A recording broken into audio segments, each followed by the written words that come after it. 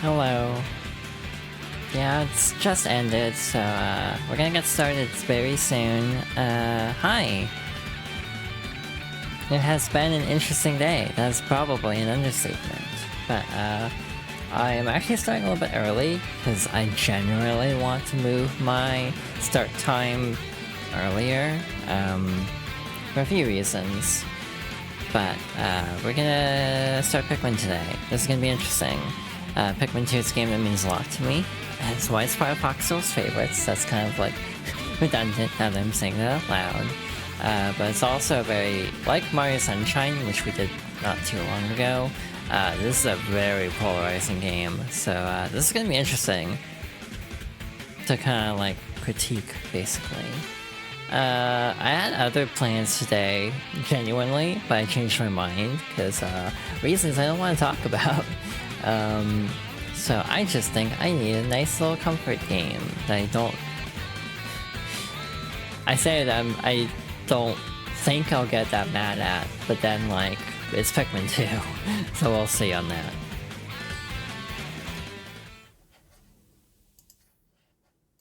Alright, hi. I'm now on screen. Gonna recenter here. And we should be good to go.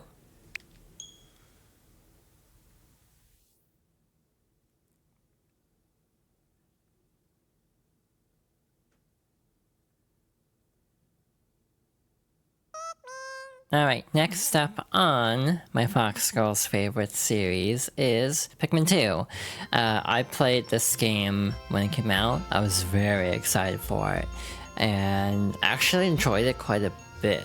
It has a reputation, shall we say, so this is gonna be interesting, to put it politely. I did a full playthrough like a couple weeks ago to practice because I'm not unconfident in the game. It was an ordeal. I'm gonna delete the file actually just because I think I'm gonna need all 3 file slots for this playthrough.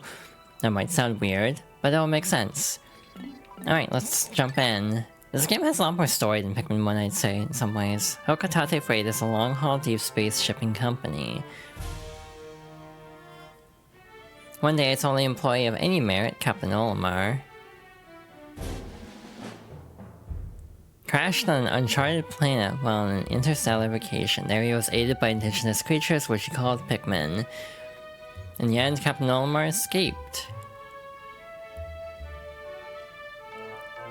But in Olimar's absence, his employer, Hokotate Freight, ran into financial difficulties.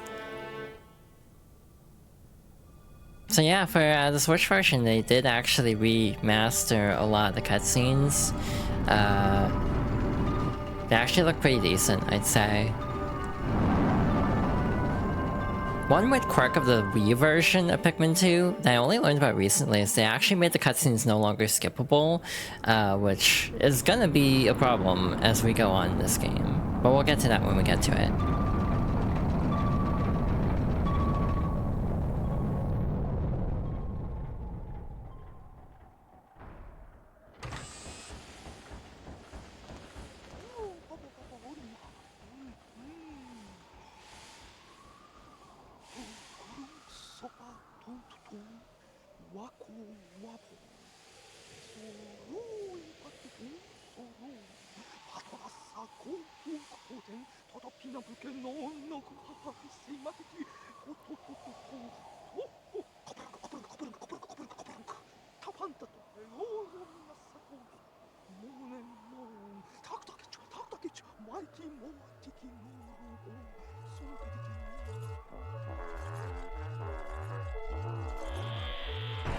And there goes the ship we spent all the time rebuilding.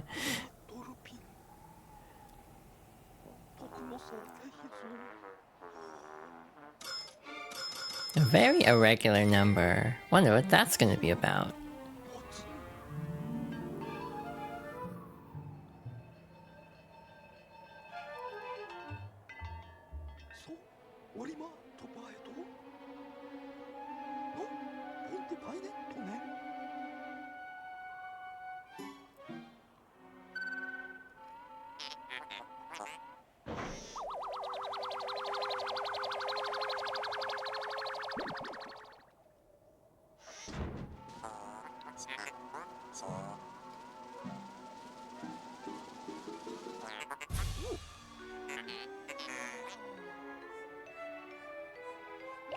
And now it's a more even number.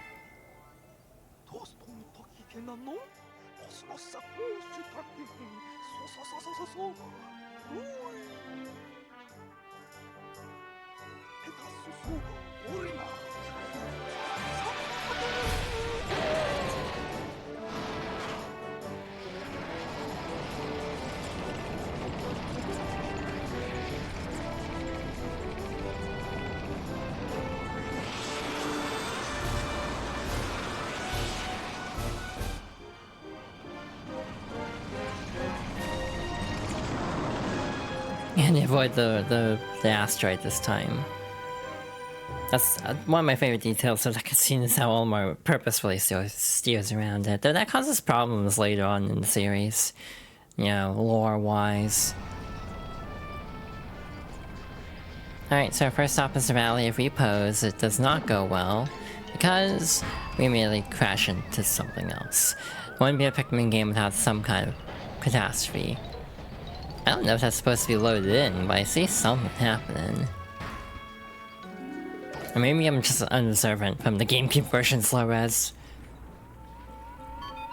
Alright, that was close. I've averted a crash landing, running diagnostics. Alert danger. Louis is missing. So one weird quirk is they changed Louis to yellow, which is actually in line with Pikmin 3, because Alf is blue in that one. He must have somehow fallen out of his cockpit. He is not responding via his communicator. He is either flouting protocol or in danger. I think this is how I learned the word flouting as a kid. Olimar, you must find Louis before he freezes to death in the cold of this planet. Wait a moment, look. And very conveniently, we have a group of Pikmin fighting a red dwarf Bulborb. Could these be Pikmin? They look like they are about to be devoured as we speak. Help them. Use the left control stick to put the cursor near Pikmin and press B to call them with your whistle. You can also hold B to make the sound of your whistle carry farther, remember? Neat. Cool.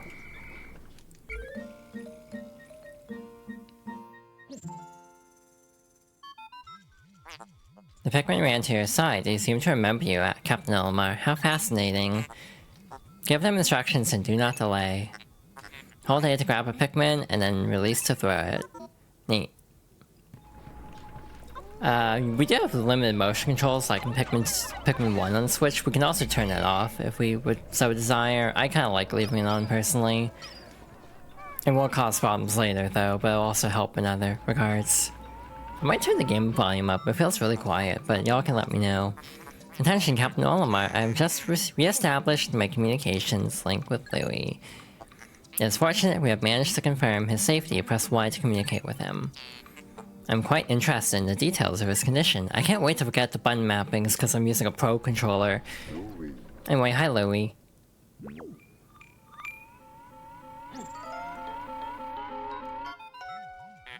Louis, allow me to assess your condition. As per our safety protocols, are you at all injured? If that's so, then my concerns are eased. Our communication link shows you're nearby. I realized I should have been reading the dialogue in the opening cutscene since I'm reading all this out, but it's fine. Can you make your way to our location and rejoin us? I will navigate for you. Press plus to contact me and obtain information about the terrain. Also, hello Waffles. Welcome on in. Had gone through a lot of dialogue, so I did not say that so far. Anyway, here's the onion. Right as rain. Louis, the odd object before you appears to be one of the onions mentioned in Olimar's report.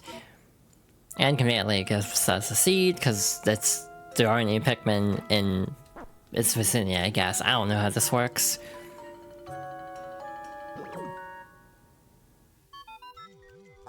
The seed the onion ejected has just sprouted. According to Olimar's report, it can be plucked with A. Yay! So now we have a Pikmin. For both captains. I don't know why red Pikmin have a nose. It doesn't quite make sense. I mean, I guess a lot of the design choices don't make sense, except the gills. Louis, this must be one of the Pikmin creatures from Olimar's report. It is staring at you. Press A to throw a Pikmin where you want it to take action. A squad of them can do a lot. You can disband a squad of Pikmin that's following you by pressing X. Interesting. Olimar's description of the creatures resembling Pikmin carrots was strikingly accurate. Louis, my sensors have detected drool in the corner of your mouth. Are you alright?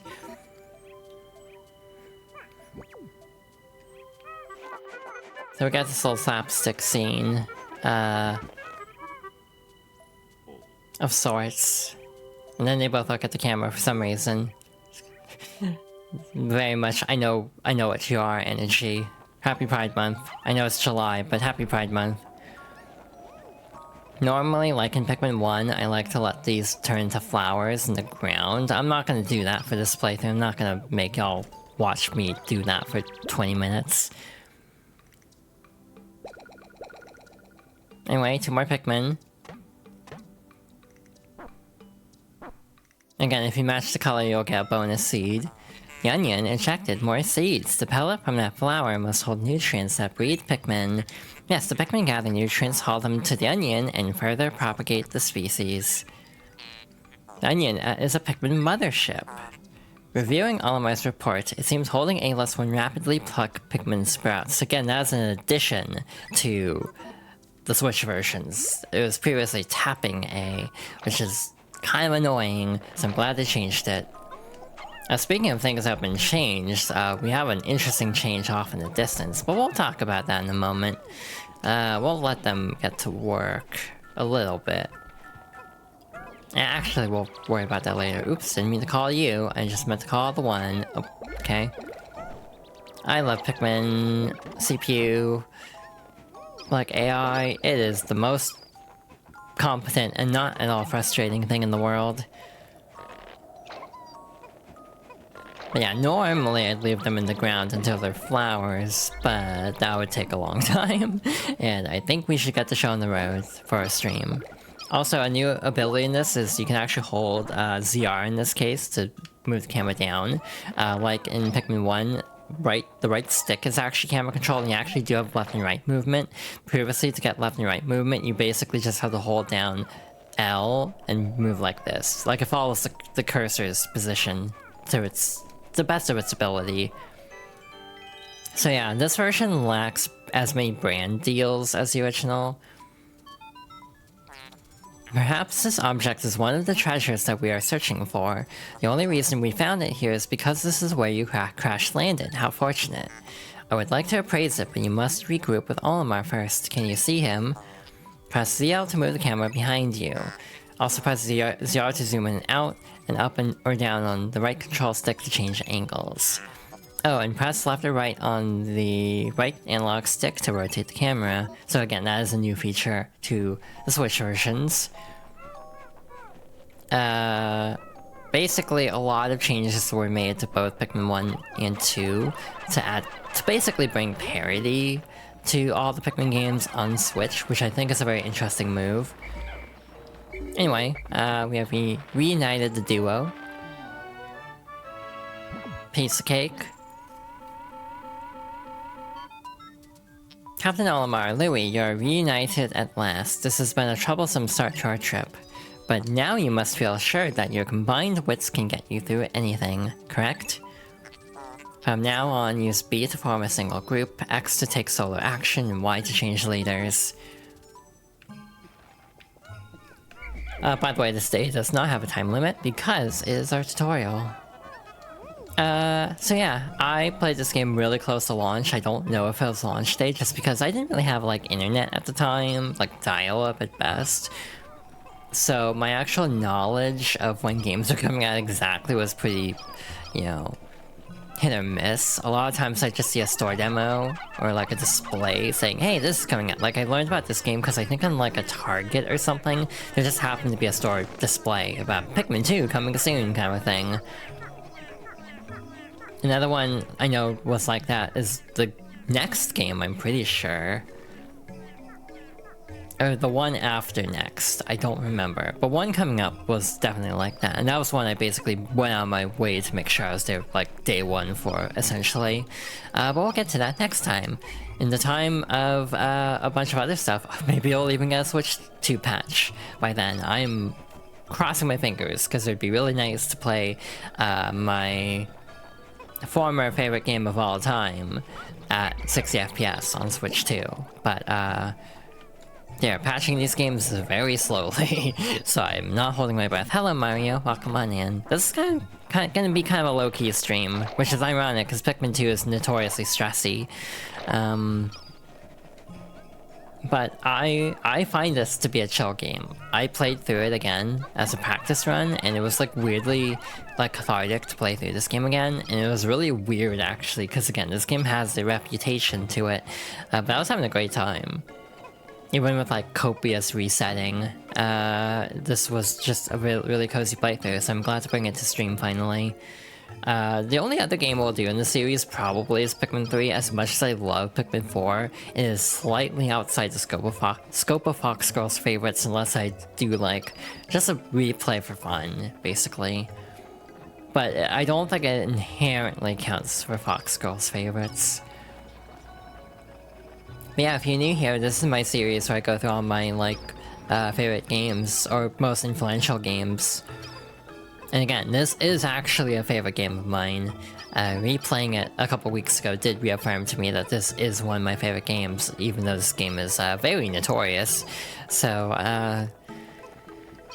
but this is a game I've put so many hours in. There's definitely going to be stories as we go along, and this is going to be a longer game than Pikmin 1, which I think only took 2 streams.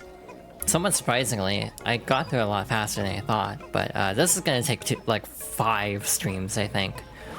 If we want to do challenge mode, it'll take even longer, but I don't know if I want to subject myself to challenge mode. Yeah, no Duracell anymore, because copyright. Our first day of exploration has yielded our first treasure. We will be done in record time. I took the liberty of naming it when I appraised it. The name reflects my current thinking. Leave it to me to think up catchy names for hit products. It is but one of my many talents. We shall end our first day here and report back to our president. His face will surely be joyous. However, to communicate with Hokitate, we must fly into low orbit above the planet. We will not return to the surface until morning, so as to avoid the indigenous nocturnal creatures. Oh, by the way, important to note, this is going to be a deathless run. Like I did for Pikmin 1, this is how I play these games. I am definitely not going to regret that whatsoever. But genuinely, I like doing Pikmin games without losing any Pikmin. Will I eat my words? Absolutely. I know my luck. I'm gonna regret this. I'm definitely gonna regret this. But, we'll see how it goes. Again, Pikmin 1 got... The only time I got, like, upset at Pikmin 1 was, like, the last boss, because I know I can do it deathless, but I was just having a rough time with it. Normally that boss doesn't stress me out that much. There's no chance of losing Pikmin, so we won't even look at that. You found your first bit of treasure. Fine work. Our future depends on your efforts, so check your treasure hoard regularly. I'll check in often. Keep up the pace. I love the emails at the end of day. This is one of my favorite details of this game. You'll see why as we go on. But there's nowhere else to go except the Valley of Repose again, so we'll just go back. I'm almost done editing Sunshine for my main channel, YouTube. But I'm really not sure how to... Oops. We'll see that eventually anyway, it's fine. Good morning, workers. Ready for another day of toiling for the profit of your company? God, this is too real. The Pikmin seem to be asleep inside their onion. What lazy creatures. No wonder they lack survival skills. Stand beneath the onion and press A to call them out. I should show the, like, cutscene at least once, but I was just kind of, like, instinct kicked in because I normally skip that. Like, I've played this game 20 times. I don't need to see the cutscenes of landing the ship every time.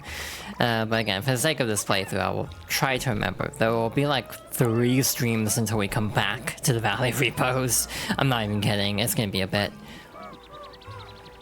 So, this is still very much a tutorial day. Like, this is gonna be a pretty chill day, hopefully. There is a risk of losing Pikmin though, which is not my favorite thing in the world. So we kind of have to hope for the best here. I don't think these are gonna be no, they are sprouted. Cool. But hi, hope I was having an alright time. I am having an interesting time. I'm not gonna elaborate on that. Alright, that's 2 down. On this day, you're also introduced to the main gimmick of Pikmin 2, because there is a very pivotal gimmick to this game that is very, very polarizing. Pikmin 4 brings it back, actually, in a way that I kind of appreciate, but we'll, again, get to that very soon. Again, if I need to turn the game up, please let me know, because it feels quiet on my end. Like, I don't know why, but I thought I set this game properly, but it feels extremely quiet. But I'm afraid of having it too loud also, especially as, you know, things heat up later on in the game. We'll see. It's kind of, like, okay, I think. It's just a little quiet, but we'll see. Next stream I might turn up a little bit if I decide to do so. But yeah, with Sunshine almost being done, that means I have to edit Pikmin 1 next, so it's kind of like weird. I'm so behind on YouTube, I'm like one game... Not even one game, I'm multiple games behind at a given moment. Which is fun. Yeah, I have a lot of thoughts in Pikmin 2. One that I have is this ship is so beat up. I actually find it really charming. Just how, like, decrepit it looks. Like, it's a nice little bit of world building. That this is just kind of like a junker ship that they just happen to have because they got rid of everything else. Oh, there it goes. I was like waiting, and I left Pikmin up there to deal with it when it was time, so hey, it worked out. So there are 2 strategies you can actually do in this particular level. And we'll get into that later. I don't know which is actually better overall. I think it evens out to me, because like literally nothing changes. So yeah, we'll figure out what we're doing in a bit. There's also gonna be a little bit of grinding. I don't know how much to do on screen versus off screen. So yeah, there's a lot to think about with this playthrough. It kind of just depends on how streaming times work out. So one key difference of Pikmin 2 versus Pikmin 1 is how I fight billboards. So traditionally in Pikmin 1 I swarm, and the GameCube and Wii versions, your mileage may vary because crashing glitches exist. In Pikmin 2, throwing is almost always better than swarming, because your throw speed is actually faster, and their ability to latch on is not great, to be honest, so yeah. Anyway, we have another treasure. Also the counter is weird, it lags a little bit. Like, the counter only goes down once the Pikmin actually land, which is really obnoxious in my opinion. It is genuinely one of my least favorite changes in Pikmin 2 compared to Pikmin 1. Like, it makes it really hard to gauge how many Pikmin you've tossed onto something, just at a glance. So I find it really frustrating. I'm trying to This is kind of a waste of time, actually. What am I doing? Because it's like... It's not going to speed anything up, because so few Pikmin are on the wall that it's going to take forever anyway. So I'm just going to go over here. Hello, Nicole. I do not understand that reference. Treasure. Oh, never mind. I get it. I was like, Tracer from Overwatch. Because my brain is very tired. I was up till like after 6 AM and woke up around like 12:30. Do not ask why I was up at 6 AM. I cannot explain it on twitch.tv/YunaLeeFox.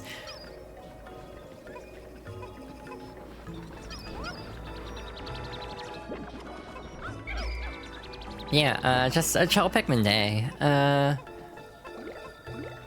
Again, sometimes I think about my definition of what a chill game is, and I wonder how much people side-eye me, sometimes.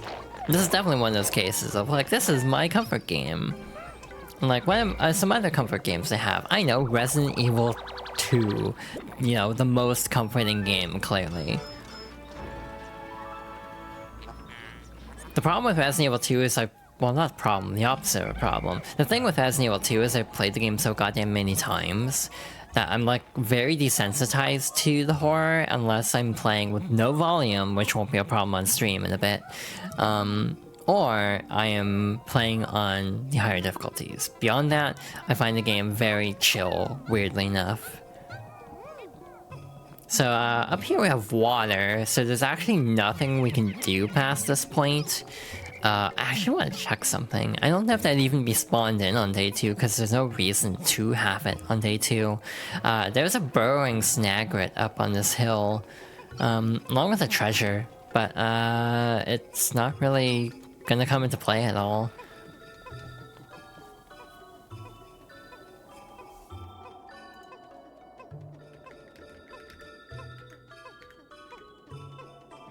Alright, I'm trying to think of anything else to talk about, like, you know, gaming-wise. Bonanza previews are out, and everyone's saying it's really good. By the time this hits YouTube, Bonanza will definitely be out for a bit. I don't know if I'm playing it right away, partly because I just want, like, a K-pop binge, to be honest. So I don't know if I want to spend another, like, $70 on a game right now. How can Pikmin destroy such a massive wall? When masked, their might is ferocious. Louis, did Olimar instruct you on proper Pikmin commanding protocol? Apparently not. Olimar, you are failing in your duty as a superior. Allow me to explain. Press A to grab Pikmin, and release to throw them. Call them into a group with B. Press X to disband the group. To give orders, hold L while moving the right control stick. It's handy for giving orders to a group. You can review these directions anytime by pressing L. You can also swap Pikmin colors on the fly, which was retrofitted into Pikmin 1 on Wii, and also the Switch version by proxy.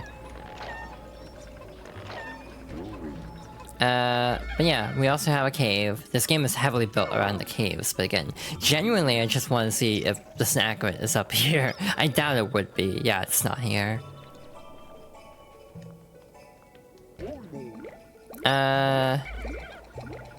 That is a lot of sprouts. We have 70 Pikmin. Red Pikmin are kind of useless in this game, not gonna lie. They're mostly just used for like candy pop buds later on. We'll see that in a bit. Yeah, they kind of have a downgrade after Pikmin 1, where they're also the main fighters in addition to dealing with fire, so there's a couple reasons why fire is almost a non-issue entirely in this game. Hi, Aiden, how you doing? Anyway, cave. Interesting. Warm air is welling up from the hole in the ground before you. What could lie underground? What is wrong? You both show expressions of unease. Do not fear. The leader's group of Pikmin will join you. I shall dispatch my research pod too. I will return any Pikmin outside of that group to the Onion. So yeah, you can't lose Pikmin if you go in a hole without all your Pikmin. Approach the hole and press A to jump in. That is true. Reds still deal more damage in some ways. So they're not completely, like, outdated in a way, but they definitely have more limited use cases in my opinion. Because a lot of times they just use purple Pikmin to fight everything. Also, hello, welcome on in. Alright, Cave 1, the Emergence Cave. I might skip these cutscenes later on, like drop cutscenes, because they're basically the same except for the setting. The one benefit of seeing these is you can actually kind of scope out from the overhead. Intriguing. My heat sensors indicate that this hole's interior is warmer than on the surface. Analysis suggests danger lies ahead, but the promise of treasure is tantalizing.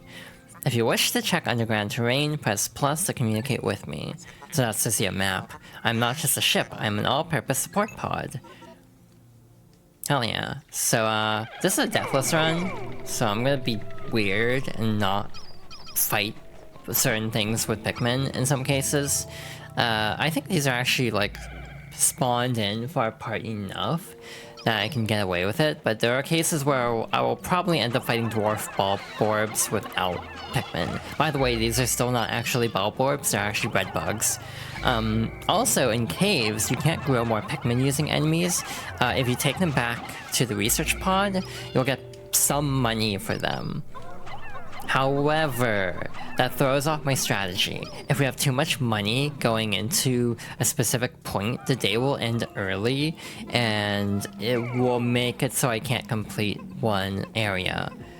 And we'll have to waste a day on like one small section, so I'm deliberately not going to collect enemies in this playthrough, like, period. I might if, like, by accident after that cutoff point, we're fine.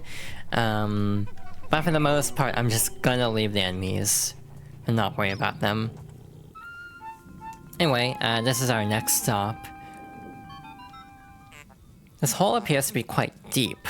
My sensors indicate more treacherous terrain ahead.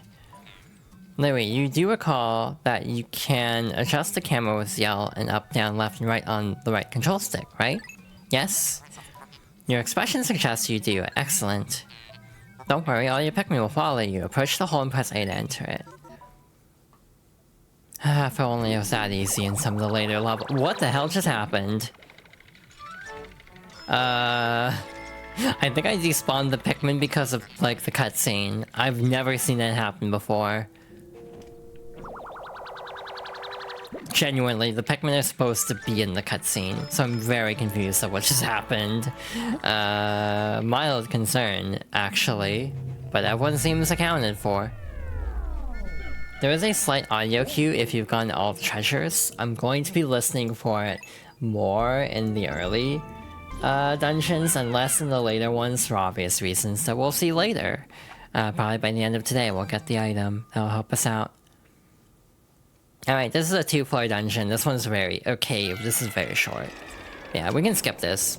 This is easy. This is also like a fixed layout, so there's nothing really to see. But yeah, some of these ballboard placements are so close together that I might end up just punching them. The punches are generally more efficient anyway in this game compared to Pikmin 1. Anyway, we have the world. Sawado.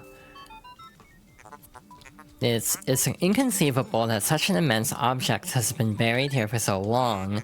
The design on the outer shell resembles the surface of this planet as seen from space. It's a Jigglypuff seen from above.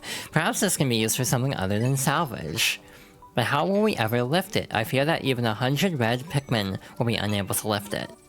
So the rule is you can only have 100 Pikmin on the field at a time. We will run into a limit of that rule very shortly, in theory.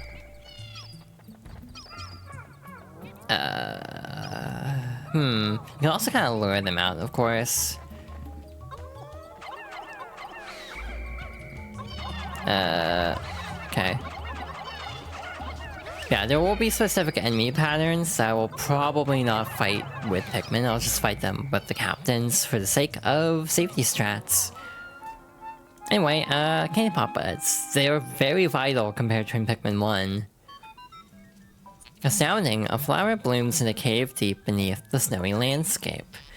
Clearly it is warmer down here than above. Look, the Pikmin are restless. They yearn for the flower. They look as if they... I forgot that's how they put it in the game. I genuinely didn't know that's how they phrased it. They look as if they yearn to be tossed into the flower. Either my meme senses just lined up with how the game wrote it, or I subconsciously remembered how that line goes. Either way, that was not a deliberate, like, foresight. Anyway, purple Pikmin. They're so polygonal in this game. I was like, hey, hi Eden, I'm glad you're alive. Amazing, a purple Pikmin. It has hair and is quite stocky. It seems very heavy and strong. This kind of Pikmin was not mentioned in your report, Olimar. It must be an entirely new type. Transforming Pikmin by tossing them into flowers. Intriguing. Perhaps there are others. Also, fun thing, when you switch captains, they actually say their names. It's always so weird how when, like, you would not get the sense from Pikmin 1, but like Olimar's voice is like Olimar. I can't even go that deep anymore, I don't think. Actually, that's a weird feeling. I feel like my voice used to be able to go deeper than it currently is. That's really weird, actually. Like, that's legitimately throwing me off that my voice can't go that deep anymore. Hey. Things are working, I guess. But yeah, they have the strength of 10 other types of Pikmin. So that means we have the strength of 160 Pikmin carrying this instead. Yeah, since you don't actually need the Pikmin with you when you leave the cave, you can just kind of let them do their own thing most of the time. Which is nice, I like that. They should be getting back very, very soon. We can see them from here. Heard that the captains say each other's names instead of calling them since Louis is deeper. I think Louis' voice is just deeper based on Pikmin 3 Deluxe. Like, Louis' voice I think just is like that. Like, they have very deep voices for some reason. And then, like, Alf's voice is a lot higher. We have found the Northern Hemisphere. There is a device resembling a microchip embedded inside the sphere, retrieving data. Error, I could only decode a portion of the data, but I did retrieve new geographic charts. I will input this data into my planetary database and name it the sphere chart. Press plus to contact me and go to the exploration kit on the radar screen by pressing left on the D-pad. I wish it was the triggers, like in the GameCube. Now that we have this new data, you should explore the decoded territory tomorrow. So hypothetically, if you don't pick up this globe, you can leave the cave, come back in, and grow 10 more purple Pikmin. This is kind of useless actually, because the next cave will give us purple Pikmin anyway. It's just if you want to do a cave out of order, basically. Which, I mean, it's nice that they give you the option, I guess, but yeah, you can grow a few extra Pikmin. Also, you can get more Pokos through just enemy bodies if you want. You could probably repay the debt just through this cave. That'd be an awful way to do it, though. Astounding! Water is shooting out of this geyser with incredible force. Sensors indicate it has enough power to launch you into the air. Approach it and press A to try. Thank you for the head pats, Aiden. Aiden's very cool. I'm just gonna say that right now. I feel like they have been a definite grounding force in my life in the past, like, month and a half to 2 months. I definitely appreciate them for it. I've been going through it, frankly, but getting to know them has been a highlight of the last couple months. Aww.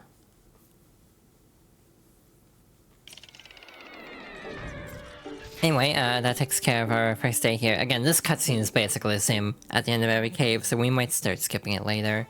But yeah, you could grow some more Pikmin if you don't collect the globe right away, but I'm gonna try to save a little bit of time. You have successfully returned to the planet's surface. Excellent decision-making, gentlemen. We must celebrate your first successful spelunking expedition. You've gathered a large amount of data that needs in-depth analysis. I shall send a report back to the present tonight detailing your progress. And this is the cutscene for leaving, specifically. Olimar and Louis, since you will explore a new area tomorrow, today's work is done. What, you still want to work? Unacceptable. You may not realize it, but you're exhausted. You should take a much-needed rest, as you have all the time you need to collect treasure, meaning we have no time limit. Haste makes waste, so take it slow and steady. So yeah, one cutscene is specifically for...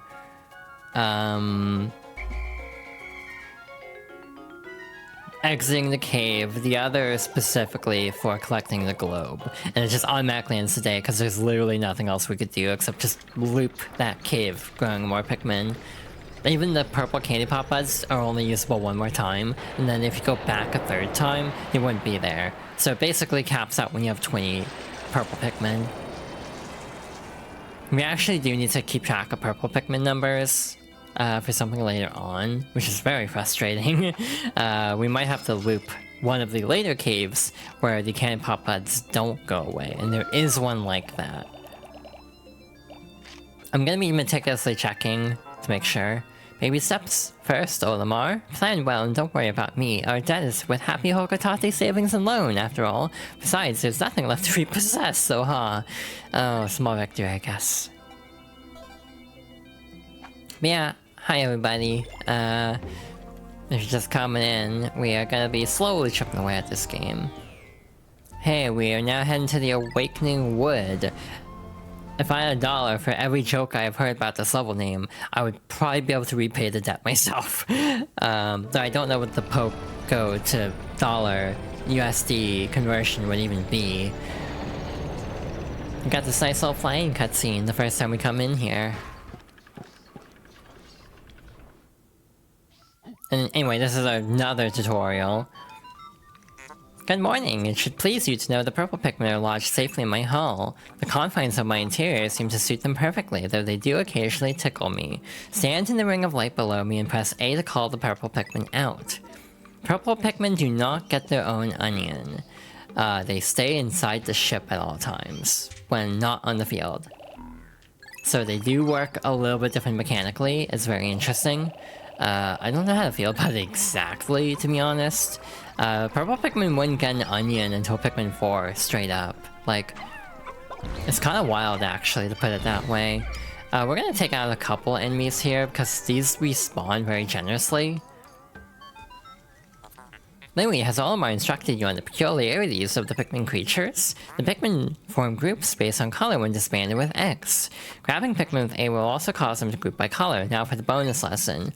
First hold A to pick up a Pikmin, then while you hold A, press R to swap between different colored Pikmin. This is the first time you have heard this. Olimar, remember to properly train new employees. For some reason that's slower text than anything else. The other interesting thing about that to note is, interestingly enough, I think on GameCube you could cycle backwards. In this version you can only go forwards because that was originally on D-pad, I think, but for some reason, because this is based on the Wii version, they moved it, and so it's on a different button placement. It's weird. This game has so many weird quirks to it. So the other quirk of the purple Pikmin is they actually deal less damage gradually than red Pikmin. However, if they land on an enemy, they have a chance of stunning them. So like that, you have the little stun marks around them. So yeah, you can very easily get through combat with the purple Pikmin. A lot of ROM hacks, or like mods of Pikmin, nerf them into the ground because they're very overpowered.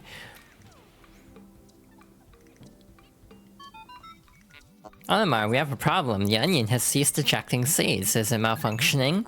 Interesting. It now seems the number of life forms within the onion has increased. Didn't you note that no more than 100 Pikmin will venture onto the planet at once?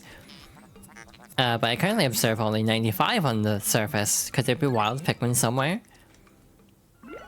Interessante. Sometimes I wonder what vibe I have when streaming, if like, I'm just like comfortably explaining a game, if it's like cozy. I feel like so many cozy like VTubers have gotten in trouble though, so I don't really like calling myself cozy, just cause it's almost like a loaded term at this point, but I don't want to get into that entirely. Yeah, that's kind of chill vibe is what I go for, but again, I don't like using the moniker just too much just because it feels very tainted. Definitely feeling chill here, hell yeah. So just kind of me like explaining a game I really like. That's kind of the vibe of Fox Girls Favorites that I wanted to go for. It's just like me sharing a game I'm really passionate about. Wow, this grass has nothing for us. There we go. We have one. Pikmin are better about drinking nectar in this game. It's really nice. You don't have to worry as much about them hogging it all up. The Pikmin that drank the yellow nectar instantly mature into flower Pikmin. It appears that they to have enhanced motor skills while wondrous nectar. Now intriguing, like plants, Pikmin mature from leaf to bud to flower. Captain Olimar, you must share the information you have with your subordinate Louie.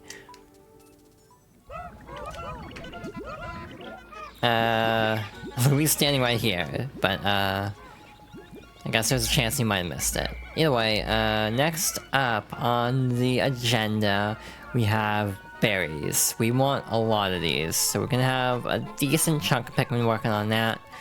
And then the rest we're gonna have break down this wall.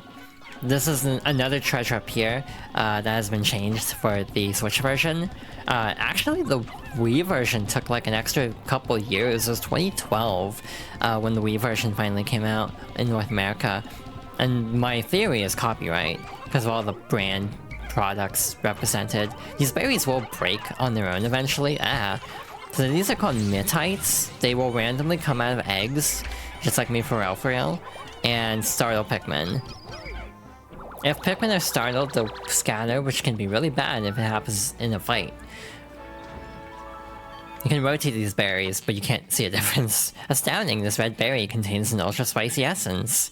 It does not appear to have any monetary value, but I shall research potential uses for it. Bring me more specimens. Alright, might as well collect the bodies, because we need all the Pikmin we can get. Again, red Pikmin will primarily be used to just grow more, which is kind of interesting. Again, their inherent usefulness almost feels a little bit limited compared to in Pikmin 1. Partly because there are more types to deal with things, period. Anyway, we have, a spray now. Captain Olimar, my research on the red berries you discovered has yielded a powerful potion. Behold the ultra spicy spray. Although it is untested, I believe it will have spectacular results. Spray it on all your Pikmin by pressing down on the D-pad. When necessary, I can produce 1 bottle of spray from 10 berries. Please, press plus to contact me and confirm your berry count by pressing left on the D-pad. By the end of this day, I would like to have about 2 or 3. Preferably even more. But that's a bit of a tall ask, because we don't have that much time. Yeah, I like the vibe of just being able to, like, sort of casually explain a game. Or casually learn a game in the case of, like, game clearing type streams. Like, I just kind of don't get that stressy over games. Like, even if I'm getting, like, bodied in the game, unless someone's just being an asshole, that's the one thing that really pisses me off in a game. The things that bother me is if I feel like I'm wasting people's time, which happens occasionally on the stream. Again, Pikmin 1's final boss was a case where the reason I was getting so mad at it was more that I felt like I was wasting time. Because normally I can get through that fight so much faster. We are not going to collect the Cloaking Baronet for the sake of time, and it gives like 8 Pikmin, so it's fine. We have a cave over here. We have to aggro this Ingy flower, though. Creeping Chrysanthemum, which is actually a word I have trouble saying. Wow, we're already resetting, and we're 1 day in. Great. That happens. It didn't stun. So hey, guess what? We have to do that an entire day over again.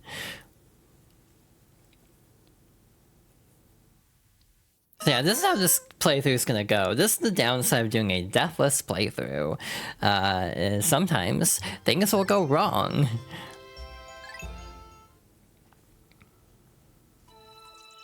So hey, I don't need to explain stuff about the game anymore, so I can just kind of BS my way through this next section. We're obviously gonna be speaking through dialogue. This is a case where being able to skip cutscenes like on GameCube would be really nice, but the Wii version took it out. So thanks. I hate it.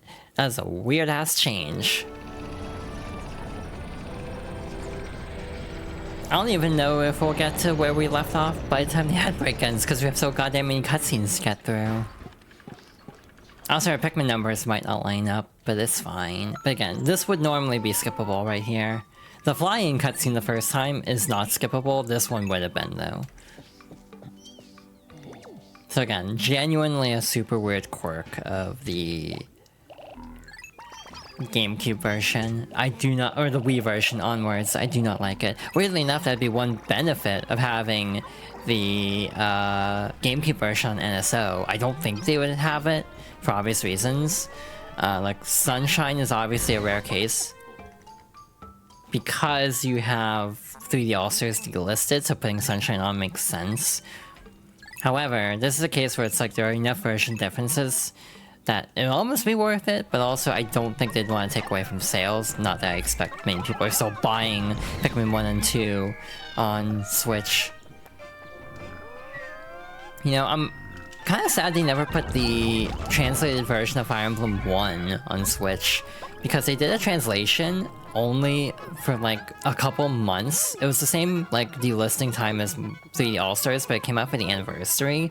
So that puts it in December. So you had 3 months to pay $5 to buy a really crappy version of Fire Emblem 1, because if I recall correctly, it actually used like the Wii version's and NES specs, so it's like the screen's all stretched out and also like really dim. So like I wish they, you know, because the game is long delisted since now, I wish they had just put that on NSO. Like it'd probably make some people mad. That's like, oh, I paid $5 for a game, and then they just make it free for the online. However, that was like years ago. I think people would not, more people would be okay with it being there, and also through a better emulator, to be frank.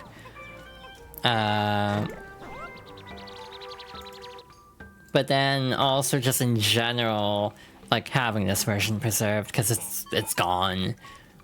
I own it begrudgingly because I didn't want it to go away, and then I was like, wow, this is a really crappy emulator. Like the audio is completely messed up. So I didn't really get much mileage out of it, admittedly. I kind of sworn there were more of the what are they called? The little diggy enemies. I can't remember the names of them.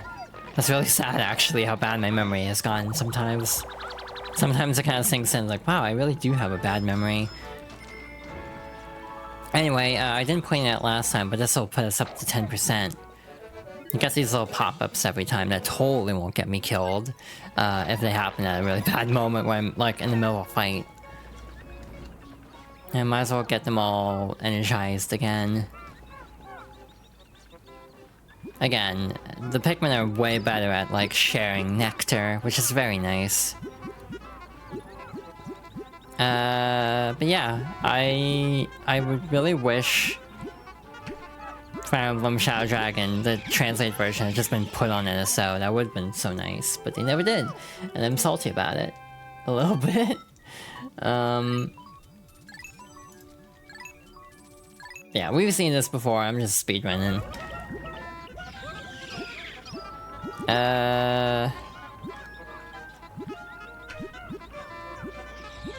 And yeah, I realized for Pikmin especially, I should have been more cognizant of like, oh yeah, I'm gonna be cutting this up for YouTube, which means I should probably have it set up in such a way that the flow of this works better than what I'm currently doing. Because now it's like all awkwardly chopped up, potentially. Like, how do I edit this down, kind of a thing. So yeah, I'm trying to be more aware of like, oh yeah, I'm also doing this for YouTube, not just Twitch. It's something I need to actually be aware of and think through all the way.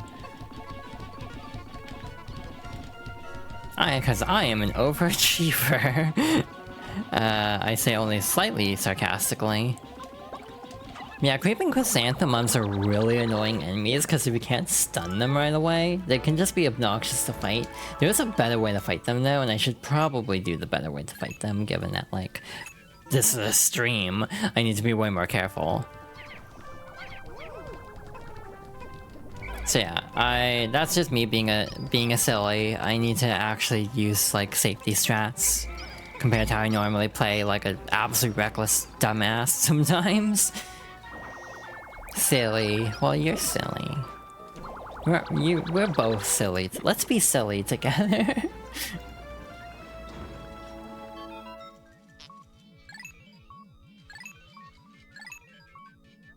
Let's take Ultra Spicy Spray together.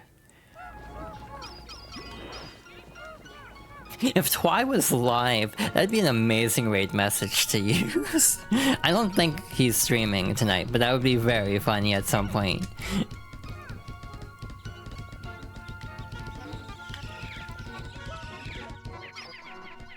Yeah, I need to keep that in my back pocket, I think, because that would be a very funny raid message for the future.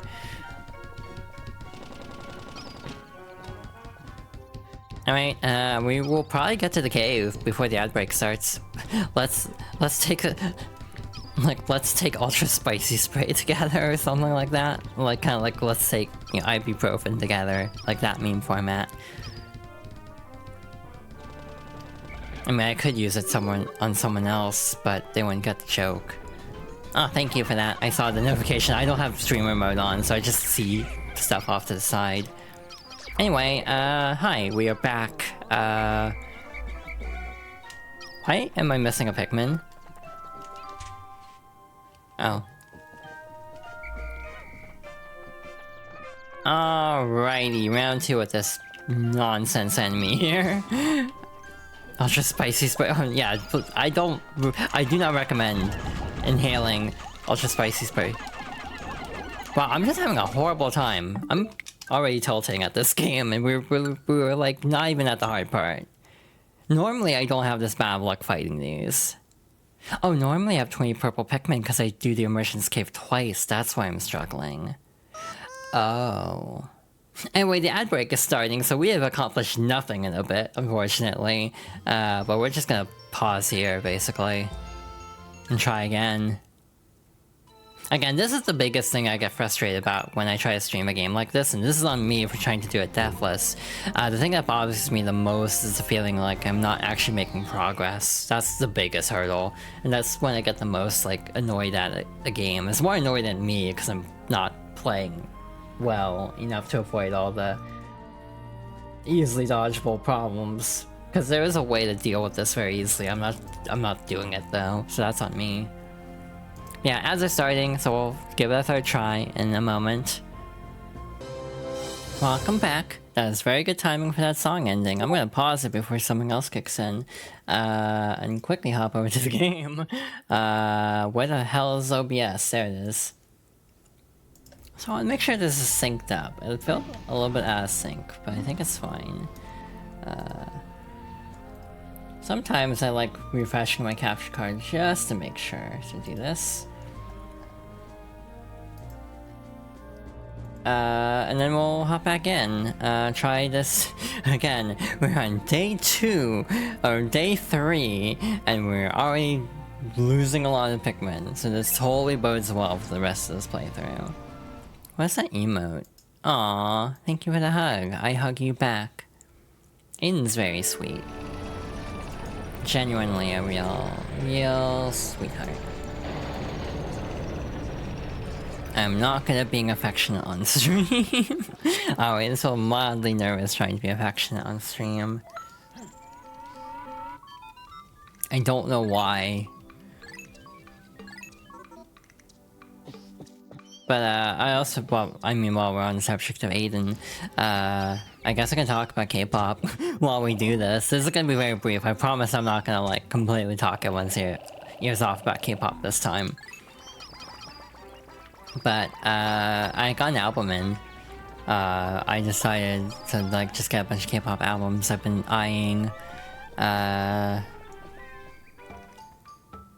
interesting thing about them though is I'm using the same app I'm using for my playlists in general, Music Bee, because iTunes, I kind of moved away from iTunes, to be honest, as a platform.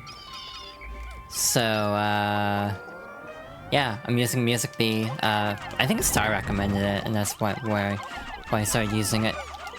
What is happening? Why am I so cursed today? I just feel like this is the most cursed playthrough on day 3, and I'm just like, maybe starting Pikmin 2 today was not the move, because it is not going great.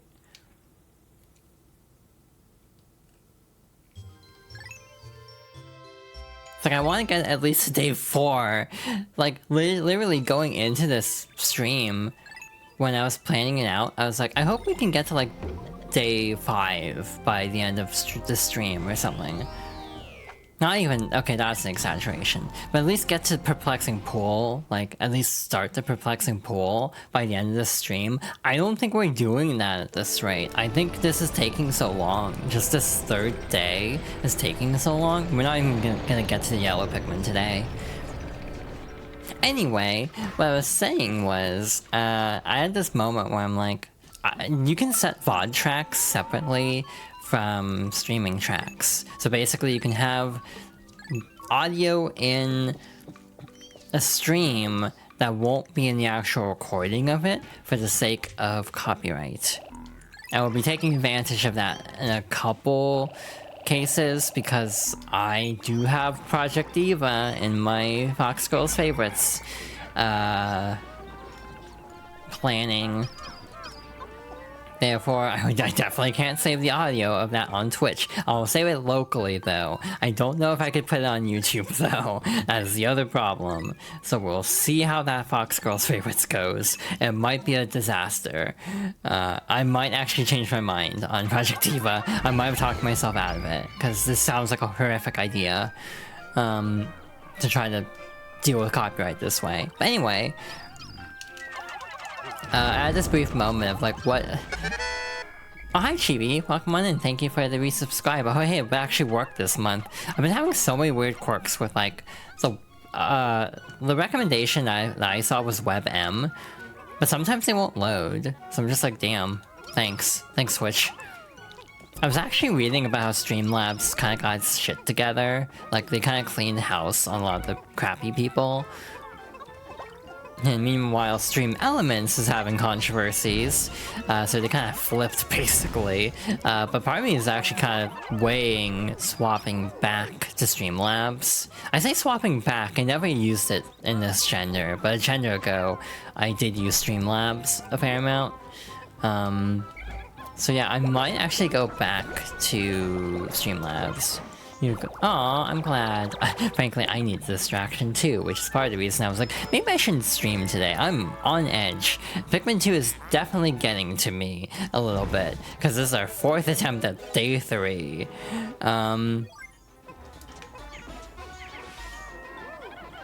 So yeah.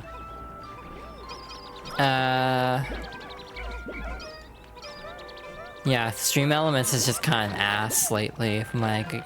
gather. But yeah, good vibes to everybody. Today is not a great day, shall we say, but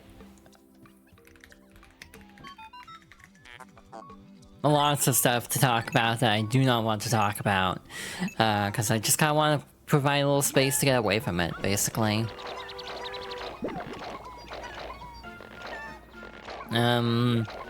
But yeah, where I was going with this was, it's like, I knew because I was starting early that Aiden wouldn't be able to make it, like, immediately to the stream, so I realized this bit wouldn't actually work, but at some point when I'm like, when I know they're here, it's like I can just jump scare them with, like, Klaxon by Idol. And it's like, if I keep it on the VOD track separate from the stream track, you will, or keep it on the stream track separate from the VOD track, it won't cause copyright issues. It's like, I don't really want Cube to come and break my ankles, to be fair, but it would be funny.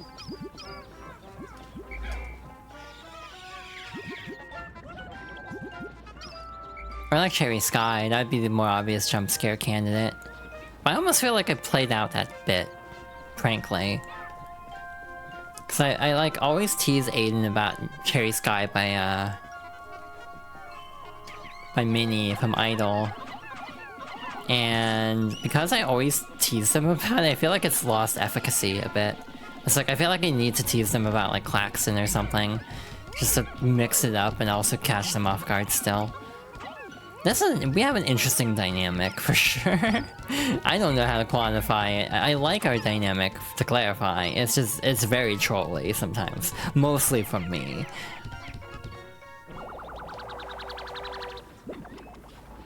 Like, I am kind of an asshole sometimes, as I've discovered.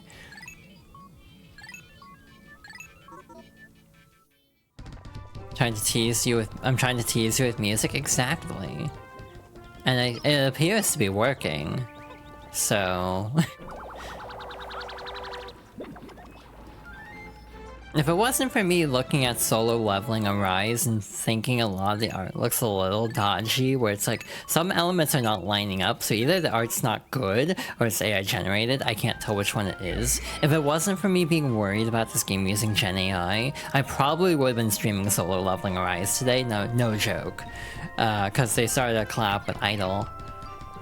In addition to a song, there's actually like a story chapter and everything for them apparently. And also their playable units. You can get them for free too. Like, I think you can get, like, do the traditional banner system to get, like, extras for, like, leveling. But I think you can also just get them by logging in. So currently it is only Chomyeon and Yeshua. The others are not in yet, unfortunately. For me. Unfortunately for me specifically. If you are a fan of Shua and Myeon specifically, this is great news. I like them, but they aren't my favorites. So I'm just gonna be waiting for me. Alright, I'm gonna play smarter. Hopefully. What you're supposed to do is bait it into attacking, like that. And then it'll, like, stagger itself, and then you can attack.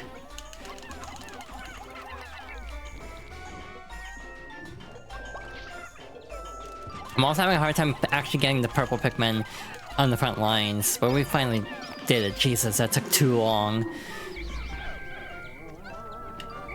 I kind of want to take that back, but I also just kind of want to get a move on, given how long this took.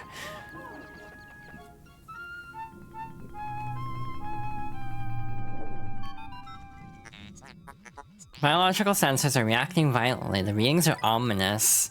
A beast of unknown power lurks in these depths. A large Pikmin group would be reassuring. My sound sensors are picking up hostile roars of many beasts. Expect dangerous encounters. Sensors are also showing extreme heat pockets. You may need flame-resistant Pikmin. But my records indicate no such data. Are my records incomplete? Olmar effed up. He did not include that, apparently. But anyway, the Hall of Beasts. Our first Cave of the Awakening Wood. This will be interesting. I have no clue how I'm editing this, because this was our fourth attempt at getting into this hole. So yeah, this is gonna be a fun thing for Feature Me in like 3 months to try to figure out. Hi, Feature Me. I'm so sorry. I did not lock in today. So sheer grubs, that's what they're called. I couldn't remember the name earlier for some reason. But we have the purple sheer grubs, those actually eat Pikmin. They don't have the glitch anymore where if they grab a Pikmin they're invincible, so that's really nice. That's like the bane of my existence in Pikmin 2, in Pikmin 1. I'm also realizing, given how, like, I was talking about everything, I don't know how much of the idle talk will end up actually in the YouTube versions. So, hi, I'm selling my K-pop hyperfixation, in case you were wondering. Again, I feel like I'm taking this too seriously in a way, where it's like trying to make streams compatible with YouTube. Like, I think I'm overthinking it. As I do a lot of things, I overthink a lot. My brain always be thinking. Even when I wish it would not think as much for a moment. You're doing great? Aww, thank you, Aiden. I'm glad. I'm trying. Today's not the easiest day, but I'm trying. Son of Glory. There we go. This is the little sound cue that we are good to go.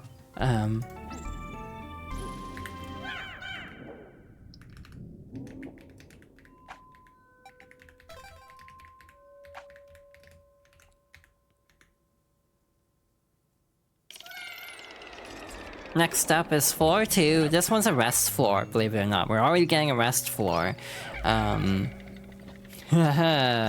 Speaking of rest floors, that's gonna be a fun thing for Feature Me, is some of the endgame dungeons. But if you got a second run-in of the Immersion's Cave, and got 20 purple Pikmin in total, these Candy Pop Buds wouldn't be here. So yeah, a lot of the Candy Pop Buds are dependent on how many purple Pikmin you have going in. Which is very interesting.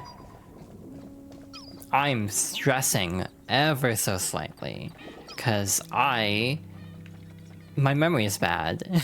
So I'm like, I hope there isn't a treasure on this floor and I'm just misremembering. Because if there is, oops, that'll be awkward in a bit.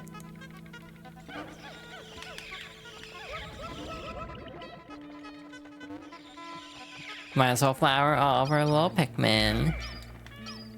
Voila. And yeah, I don't think there's anything here. Sometimes things will fall from the ceiling. Everyone's favorite aspect of Pikmin 2, of course. Yeah, just having a bomb rock fall on you from literally nowhere.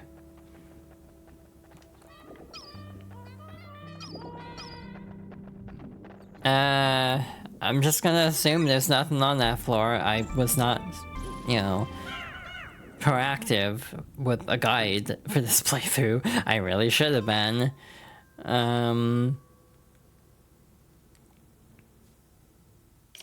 Alright, floor 3. We got fire. So, unlike in Pikmin 1, you can actually break fire geysers, which is very nice. It's actually very broken. All Pikmin types can actually damage these, but obviously they'll catch on fire, so you have to be a little bit careful. But because of that, red Pikmin again kind of lose a utility.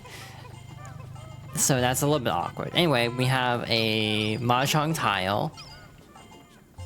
And we have a cartridge. I forget what game this is supposed to be, but it is an actual game. I need to learn Mahjong. I tried playing Mahjong with Zon once. It did not end well for me. To be honest. Strife Monolith. Interesting. I forget the significance of some of the names. Yeah, Famicom Disk System used floppy disks of all things. Ow. But yeah, after this cave, we won't have to worry as much about things because we'll get the treasure radar. Spoiler. Which will help immensely for my peace of mind. I have run into a glitch one time where a treasure did not spawn, to my knowledge. I've also just done stupid moves where I'll miss a treasure because I forgot about it. Like, I'll just leave it behind, and then I'll have to do another run of a dungeon. My favorite thing in the world, obviously, is when I just have to redo a whole cave because I forgot. So, the dungeons in Pikmin 2 are randomly generated. However, some like this have aspects randomly generated, but are in general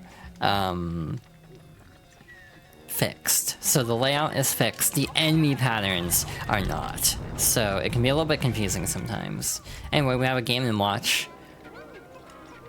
We should have another treasure somewhere. I'm gonna leave the purple Pikmin for now. It should be over here somewhere. Along with another geyser. Not good at it, but you enjoy it. I mean, I barely know how to play. I mean, I was barely understanding Clue the other night. Like, I still don't quite understand how Clue is supposed to be played.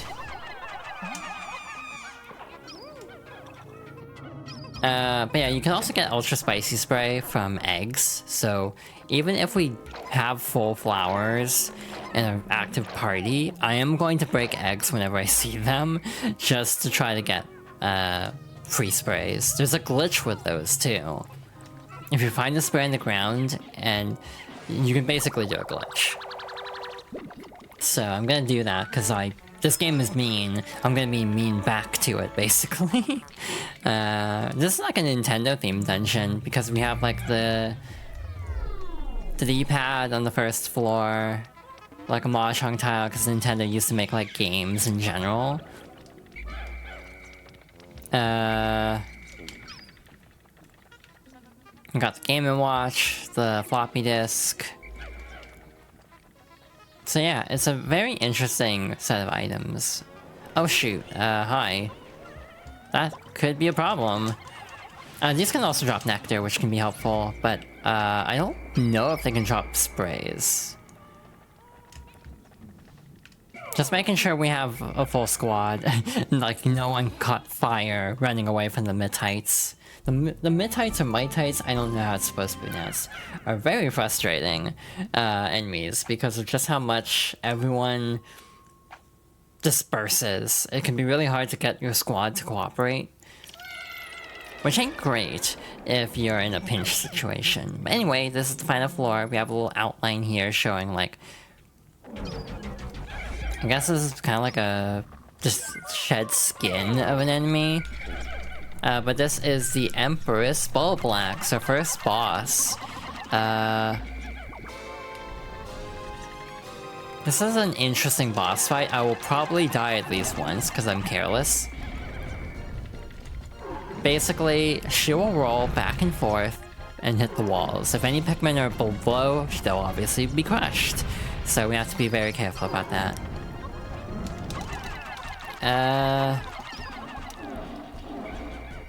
If you want to play really gutsy, you can swarm the side. And I only learned this from watching someone else play Pikmin 2 like a couple days ago. I am not that gutsy at this game. I also am doing a deathless run, so I care more if something goes wrong. Versus most people I watch play Pikmin 2 who don't care about losing Pikmin, and frankly, probably have an easier time because of it. Like, if you're not worried about doing a deathless run, Pikmin 2 isn't nearly as difficult, I think. But doing a deathless is kind of a pain in the ass. It's like a very specific quantifier. Oh, hi, Son.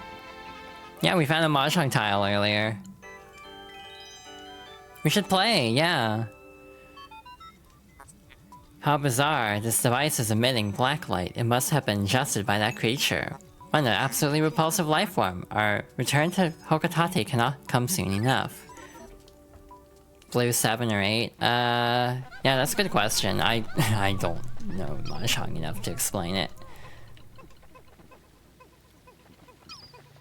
7 pin, yeah. It's like the one with like 4 and then like 3 on the top. I know that's not exactly the best description.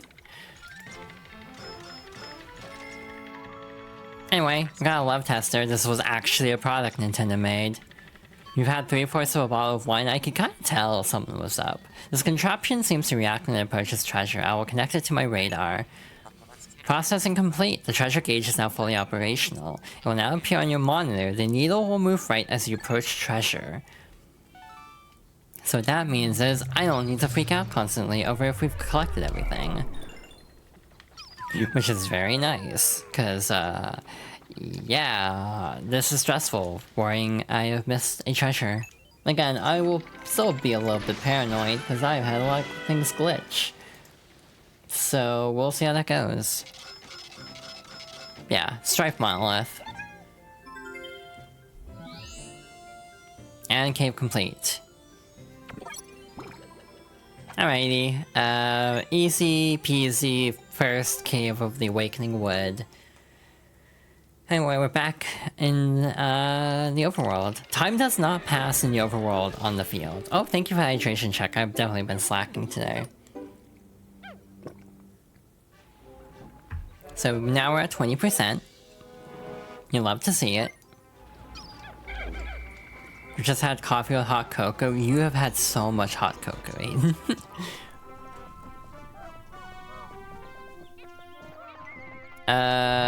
So yeah, the radar works in the field and underground, which is very nice. You drink water? Hell yeah, you love to see it. This is my one for today, but like every day you're telling me about having hot chalky.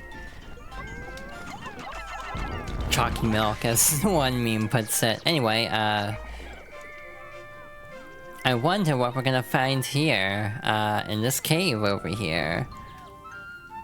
Also, that's poison. We don't have anything to deal with poison yet. Astounding, my metal detectors are reacting violently. What could be down below? If you find trouble below, press plus to contact me and press right on the radar, on the D-pad on the radar screen. The exploration pod will drop its loot to make room to carry you, Louie, and the Pikmin to safety. So yeah, you can leave a floor at any time, but you'll drop all the treasures.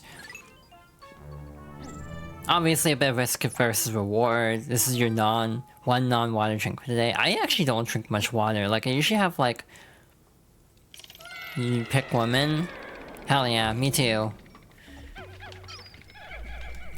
Not me being like, let's pick women together. That sounds so bad out of context. You drink mostly soda? Oh. I am not a soda drinker. I think that would not agree with my health, personally, given my health is already not great. So I've actually never had soda. You should drink more tea. Yeah, I drink a lot of tea. I don't spill much tea, though. Okay, maybe I do spill a lot of tea, just in the other sense. Not in the literal sense. Anyway, we got shoe polish for some reason. You only drink water? Hell yeah. Honestly, I should drink more water. But I like lemonade. We're not even on the floor with the bottle cap and we're already talking about soda.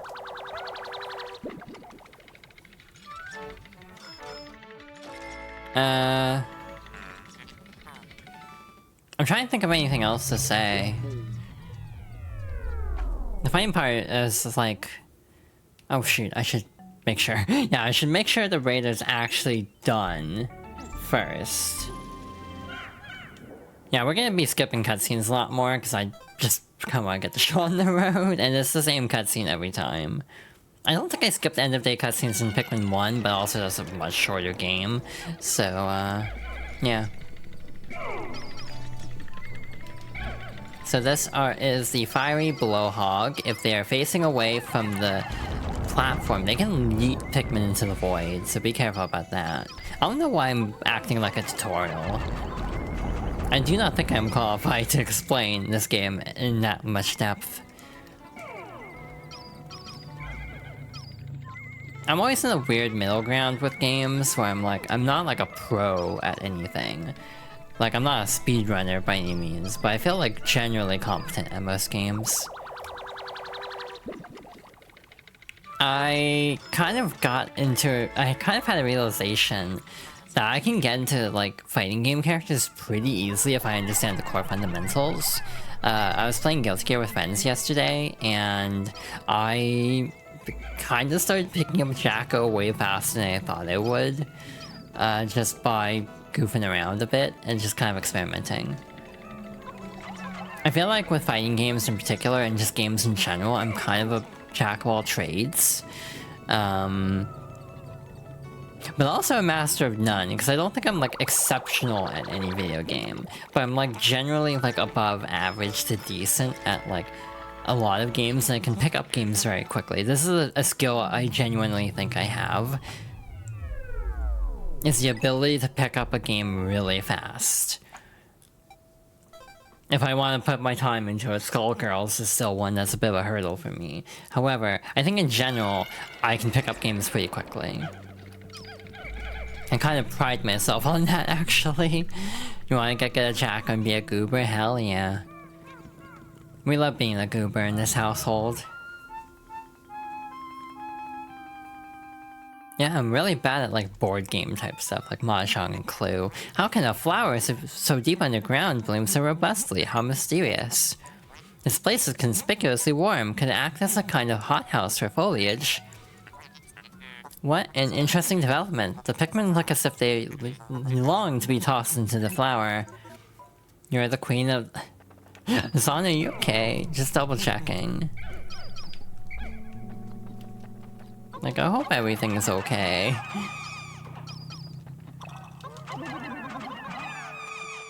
Alright, now we have white Pikmin. If you toss a Pikmin into the flower in Dizzy's hair, would you get white Pikmin out of it? That's a very specific question. Probably. Clearly we need a Guilty Gear Pikmin crossover. I'm sure someone's done something like that. It's the internet. Incredible, a white Pikmin is tiny but looks distinctly swift. Its eyes are an unseemly red. This type of Pikmin was not mentioned in your notes, Olimar. It must be an entirely new type.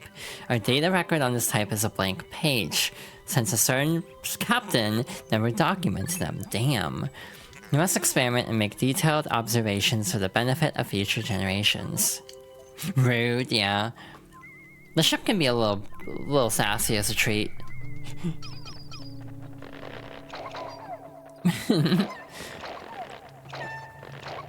Sometimes I wonder what it'd be like to have like Zon and Aiden on like Kokam, but I also don't have anything really set up to have a Kokam setup.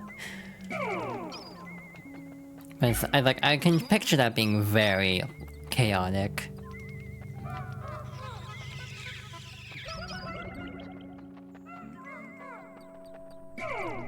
Oh, I just hop in a call and do that? True. I feel like for like the Fox Girls favorites, I kind of keep it to myself just because I have a lot to say about these games. You'd make the age rating skyrocket, I would have to keep that in mind. Amazing, the white Pikmin have unearthed a treasure that was completely buried in the ground. Perhaps those beady red eyes of theirs allow them to sense objects buried in the dirt. Yeah, the age rating would go up quite a bit. I try not to cast too much. Just like in a public space, that's not really my way. Privately, I will swear up a storm. But publicly, I don't swear very much.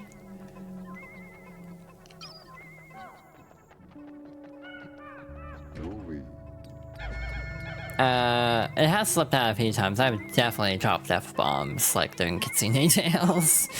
Become unmarketable, yeah. You will keep whatever the vibe is. You're very good at that, actually, just kind of like adapting to the vibe. Even if the vibe is like a lot, as it has been lately. There's been a couple times where the vibe has definitely had interesting results, shall we say.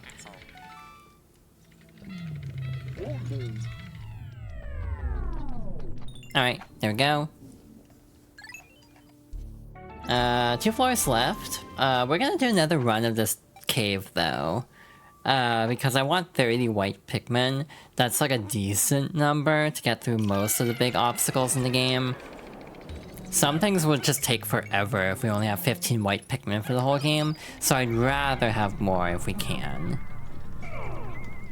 So, white Pikmin have 2 main attributes. One, they run fast. You're the leader of that squad. Why does that make me think of like Final Fantasy VII, with the way they always censor language in that game? And this is partially buried. We'll have Louis get the other thingy. It's also making me think of like something in Danganronpa, I think, but I can't think of what it is.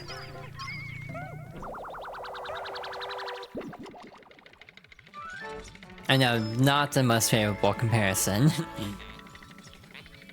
Yeah, I think that's legally distinct now. Instead of like a brand name. Well, might as well look for the exit. By the way, cutscenes traditionally cannot kill Pikmin. I say traditionally, because I've definitely had Pikmin die in cutscenes. It has happened to me before. So it is possible, albeit unlikely, it can still happen. So for example, we don't need to break this poison generator to ensure Pikmin safety. I just did it for fun, basically. Again, there's no time limit here, we can just kind of F around as much as we want to. The funny part is, as soon as I get into a cave, I actually start doing better at the game, which is backwards, because most people like the overworld better than the game. There are entire ROM hacks just to get rid of the underground sections, and move some of the vital treasures out to the overworld. And it's like, damn.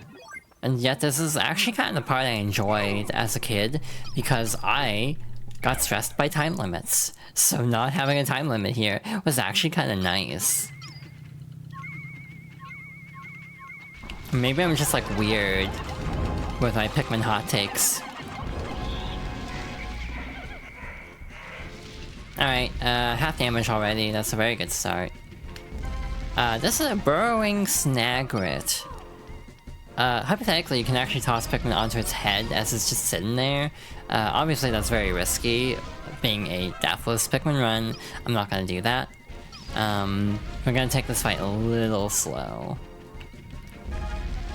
Sometimes I'll just be an asshole. I'll just be an asshole and not actually do the thing you wanted to. Oh hey, that's good. We'll go over that later. You're now here with the correct opinion on caves. Hi, Twine. Thank you. Thank you for your approval on my cave opinions. That feels really weird to say out of context and I don't know how to explain it. Hi AC, welcome on in. Actually, well done, Captain Elmar. You've defeated that freakish half-bird, half-serpent hybrid. Oh no, don't tell me that treasure was ingested by that beast, wasn't it? Have fun. You want to make out with a pile of spicy potion? Yeah? So, alright, I'm gonna glitch the game. I'm gonna do this every time I see this. I don't care. Life's too short. The red liquid you see contains refined ultra spicy essence. One drop contains 1 dose. Press down to spray on the D-pad to spray this extract on your entire group. Have you tried it yet? No, because the cutscene will play and it'll throw me off. Life is short. Let's drink ultra spicy spray together. So yeah, you can push a captain into the spray like this, and then also drink it, and you'll get 2 out of it. We'll be exploiting this glitch a lot. They never fixed it. Out of all the things they changed in the Wii version that also apply to this version, they never got rid of that. And thank God they didn't, because, again, life's short. Y'all okay? They were having a time there. It happens. I almost said something very out of pocket in terms of them having trouble picking up this item. Almost phrased it very bad. You run out of spray even when doing the exploit? True. On my practice run for this stream series, I actually got up to like 20 using the glitch. I might have gone a little bit overboard. This material looks comfortable. I will use it to patch the boss's favorite sleeping bag. Seam test conclusive. Cross-stitching successful. The knapsack is complete. When you have an unoccupied time interval, press right stick to take a nap. I wish these had names instead of just like picture. But yeah, it's clicking down the D-pad or the right stick in this version. I don't know why they changed it. Because it used to be like holding down Y, I think, or X. Hey, guess what? We get to do that exact cave again. We don't have to collect anything though, but I want more white Pikmin to just make my life a little bit easier. Yay! Yeah, I hope everyone's doing well. I hope everyone's having a good day. I'm in a mood, and I've been very spicy at Pikmin today, and not because of the spray. Maybe a little bit because of the spicy spray. Maybe I've just been huffing that off to the side, secretly. I'm sure, for legal purposes, this is a joke.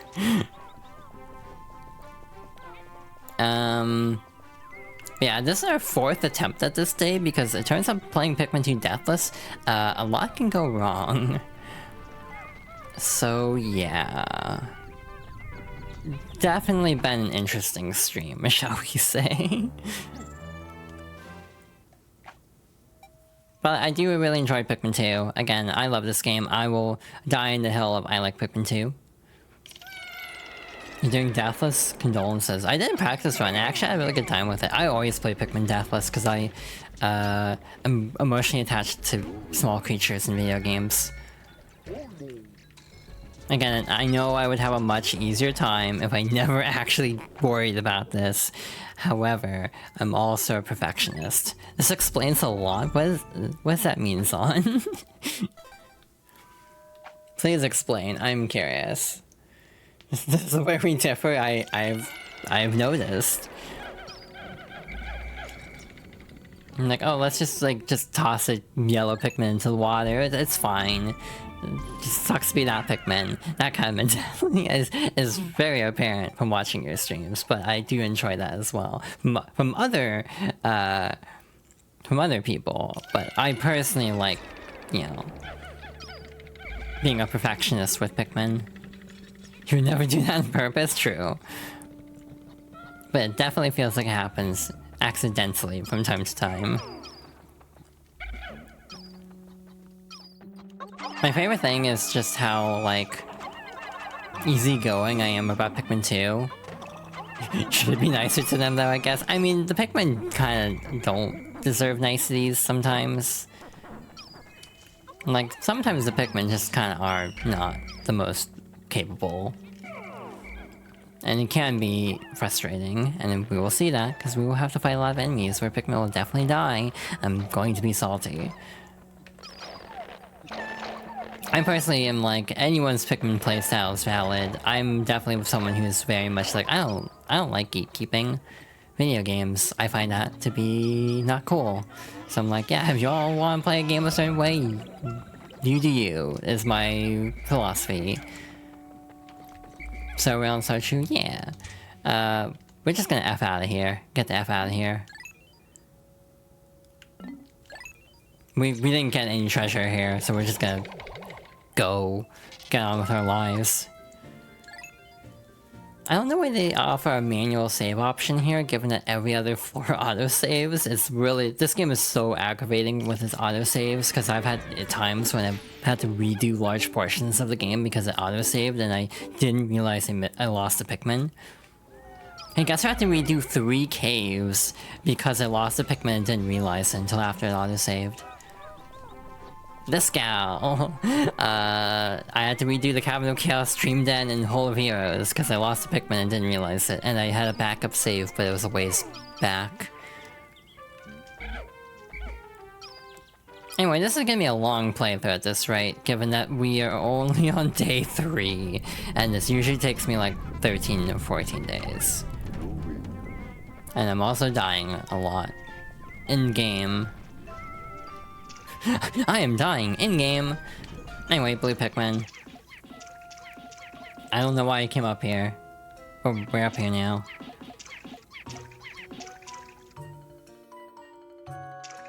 They're having a great time, aren't they? Look there, wild blue Pikmin are chasing near the water's edge. Perhaps by observing these wild specimens, we can understand more about their true nature. I apologize, I was momentarily entranced by them. Now back to work. Interesting. So what the hell do we do now? Cause like, that wall is gonna take a bit. I'm gonna leave the purple Pikmin with Olimar. Actually no, they're making good time on that. You'll love to see it. The Pikmin are actually doing a good job. I'm just gonna farm berries, I guess, because I don't know what else to do with our time. Because, like, there's an enemy, and there's a bridge, but, like, the purple Pikmin and the white Pikmin will be able to take care of it, so... I actually could be a little bit cheeky and try to do something if I have enough time. That's actually very tempting now that I think about it. There's another one of these creeping chrysanthemums. Let's see if I die 4 times to this one again. I don't even know why this enemy is debating my existence, but it always has been.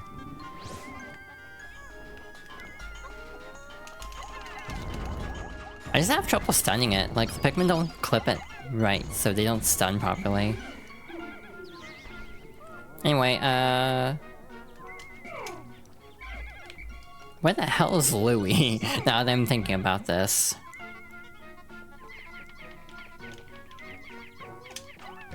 Oh, you're all the way over here. That's awkward. Oops. I miscalculated. Hey, guess who's played this game like 20 times and still forgets things a lot? Yeah, he farmed berries. I wonder what the ultra spicy berries are even supposed to be. If they're like a specific kind of berry that's like spicy for real, or if they're just kind of made up.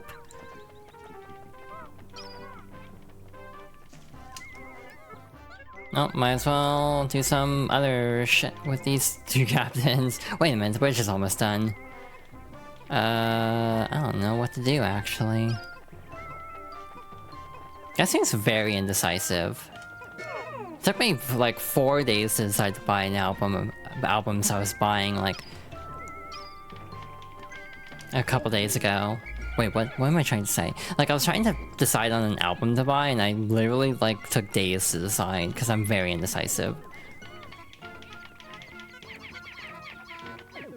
How much bitter spray can I conceivably get in one day, is my current quandary. Because there's only 5, and they're in a weird spot. Fascinating, this object is highly similar to the one you found in the Valley of Repose. By examining this further, I may be able to extrapolate new planetary data. Neat. So, we're gonna just have the purples do this, I think. This might be actually, the red Pikmin can help too, probably. It's fine. They'll get back in time. I trust them. Famous last words. We have so much spicy spray, we could probably use one here.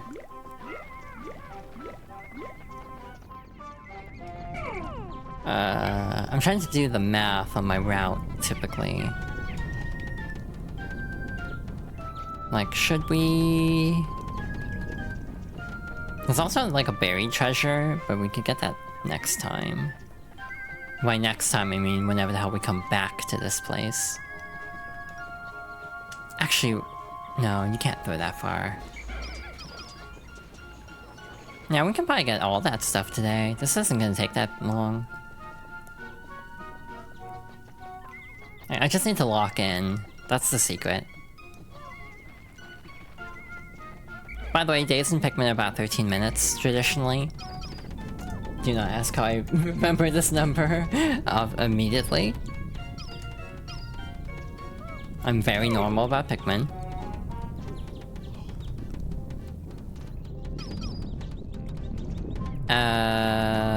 Any day now. When it comes to Pikmin, I'm like kind of in this boat. I'm like, well, if no, at least Twi understands my like Pikmin brain rot.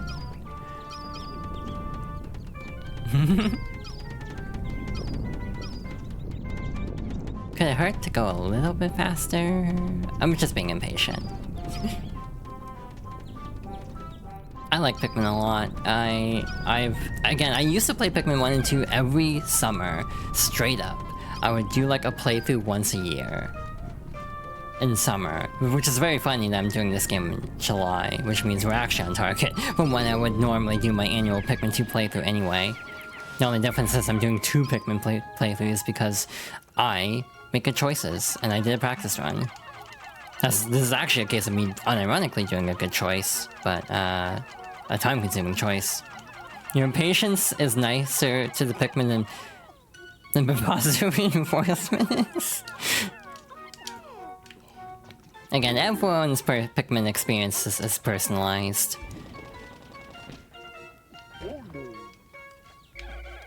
I don't know if I have enough time for this stuff. Gonna get the red Pikmin to carry this down. Gonna have all of them work on this stuff. Oh, that's bad. The sun's going down. Hi, Louie. Olimar, Louie, the sun will be setting soon. Call all of the Pikmin to you. The plant's native nocturnal lifeforms are ferocious and therefore dangerous. Load your Pikmin into the onion and yourselves into my hull so you can take refuge in low orbit. Pikmin in your squad will enter the onion on their own at these ends, so call them all to you.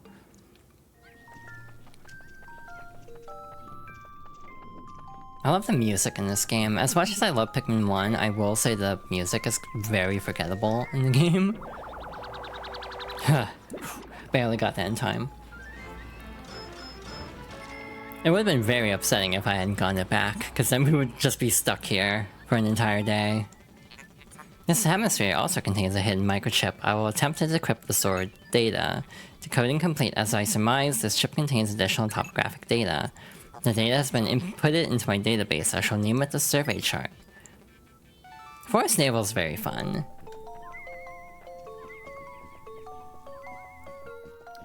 I don't think we're getting another round of spray. What's the time we have left? I don't know if we're getting one, like, getting any round, or if we'll even get all 5 berries there. Or all 10. Or, like, all 5 that are currently there. This purple berry contains an ultra bitter essence. It does not appear to have any monetary value, but I shall research potential uses for it. Bring me more specimens.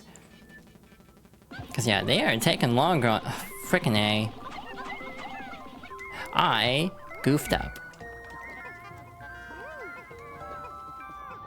Well, we're probably not getting that other thing, aren't we? Oops. Yeah, we're not getting the thing in there, but it's fine. Oh wait, we did get enough, hell yeah. That makes my life easier tomorrow. Captain Olimar, I have completed my research on the purple berries you discovered. Behold the ultra bitter spray. It's untested, but I believe it will be highly effective. Approach enemies and press up on the D-pad to spray them. When necessary, I can produce 1 bottle of spray from 10 berries. Press plus to contact me and confirm your berry count by pressing left on the D-pad. You love forest? I too love forest. I don't know what you mean though. That just sounds very cryptic out of context. Why are y'all taking such a wide swing? This is not gonna get back, it's gonna be very upsetting. Oh my god. I can't believe it. Sometimes the Pikmin will clutch now. Not often, but sometimes. Chance Totem, hell yeah. So much is happening in the last 5 seconds. And by 5 seconds, I mean 0 second.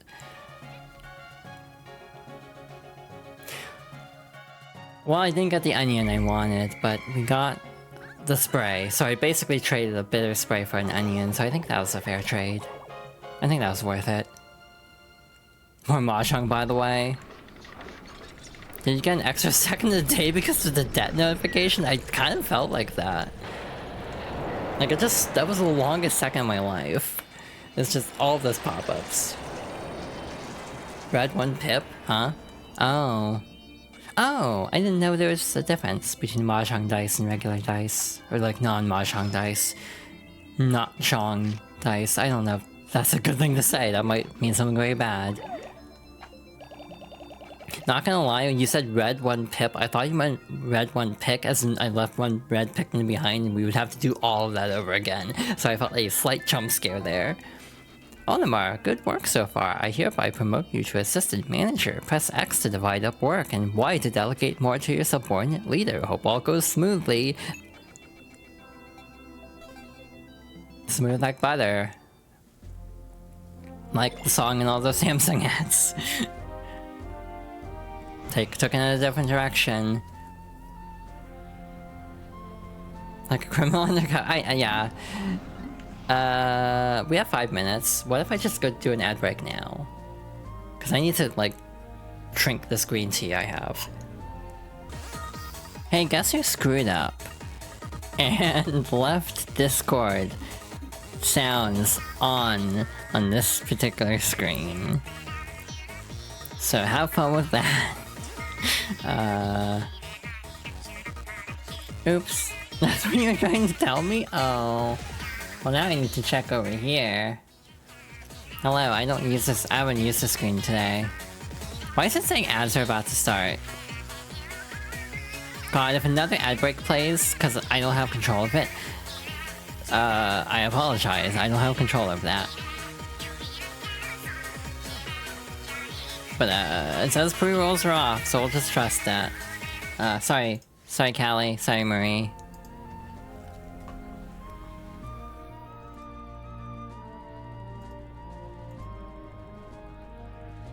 Well, that was fun. Yeah, Discord wasn't on this screen at least. That's something. Anyway, next up we have the perplexing pool. We love perplexing pools. I don't know what that sentence means. Do not ask questions you are not prepared for the answers to. This is gonna be a short segment. We're not gonna do the whole day. most likely. We're probably only going to play for half an hour, because I have somewhere to be in half an hour. I make good life choices. Good morning. The white Pikmin are lodged with the purple ones in my hull. The two types are sleeping well and do not quarrel. I have made them most comfortable. You can call out the white Pikmin by standing in the light beneath me and pressing A. On a separate note, be wary of overworking yourselves. Haha, about that. Taking a break can be courageous too. To retire early for the day, press plus and then press right on the D-pad. Hey, so remember how I was saying I have places to be after this, so we'll probably only go half an hour? Yeah, I'm gonna be on another stream after this, most likely. So... yeah... I make good choices, clearly. Let's go 35. This might not be enough, actually. We might have a problem with this many Pikmin, but we'll see. We'll try to make it work. Hi, yellow Pikmin. That's a swooping snitch bug. I don't like you. Look off in the distance, wild Pikmin. Can you see them, Captain Olimar? They are yellow Pikmin. You encountered them when you crashed on this planet, correct? It would be most helpful if they remember you like the red ones did. Yes, most helpful. Good luck, gamer. Oh, thank you. I will need it. Yeah, I've been hanging out on Green Power Stars Ace Attorney streams when I can. So I'm gonna die. Ah. Panic at the perplexing pool. Okay, we're good. We're alive.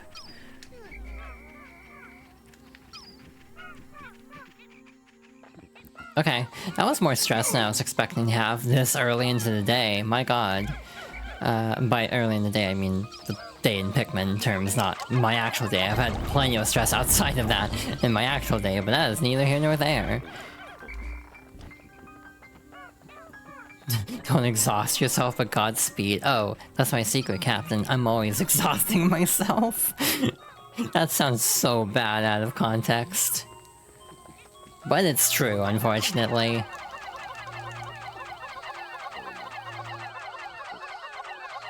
Yeah, me staying up until 6 AM last night. I make good life choices. I mean, it was worth it in the end. However, I am very, very heepy today.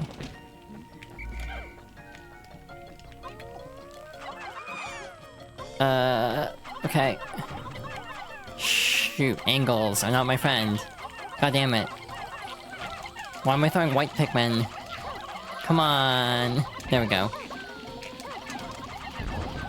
Listen, it's my own bad life choices that caused me to stay up so absurdly late. It's like, I could go to bed earlier if I had better self-control. However, I apparently do not.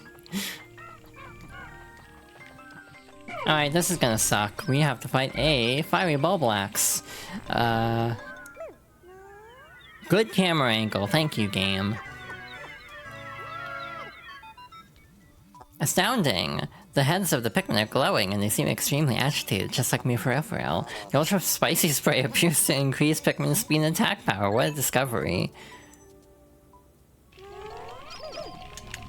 This is gonna suck. We'll see how this goes. Even with, spicy spray, this might be bad. There we go. We lived. Congratulations. Just this once, everybody lived. You need the eeps, I do need the eeps, but I also want to hang out with y'all. Doing things I definitely can't talk about on twitch.tv/UniLeeFox. I've already made this joke.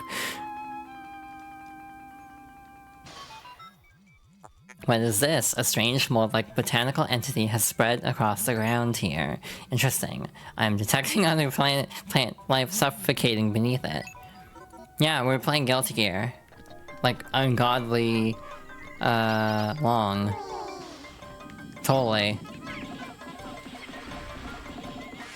Where the hell is I almost said, like... I'm trying to come up with, like, a nickname for Louie, but I can't think of something funny. Why are you making it sound sus? Yeah, I did so many hard counters. Why am I trying to make it sound sus? What if I'm not trying to make it sound sus? What if, like, everyone's minds are just, like, in the gutter today? What if I'm the innocent one? Smile. Listen, what do you expect from a Fox Girl VTuber? Like, honesty? That sounds really bad out of context.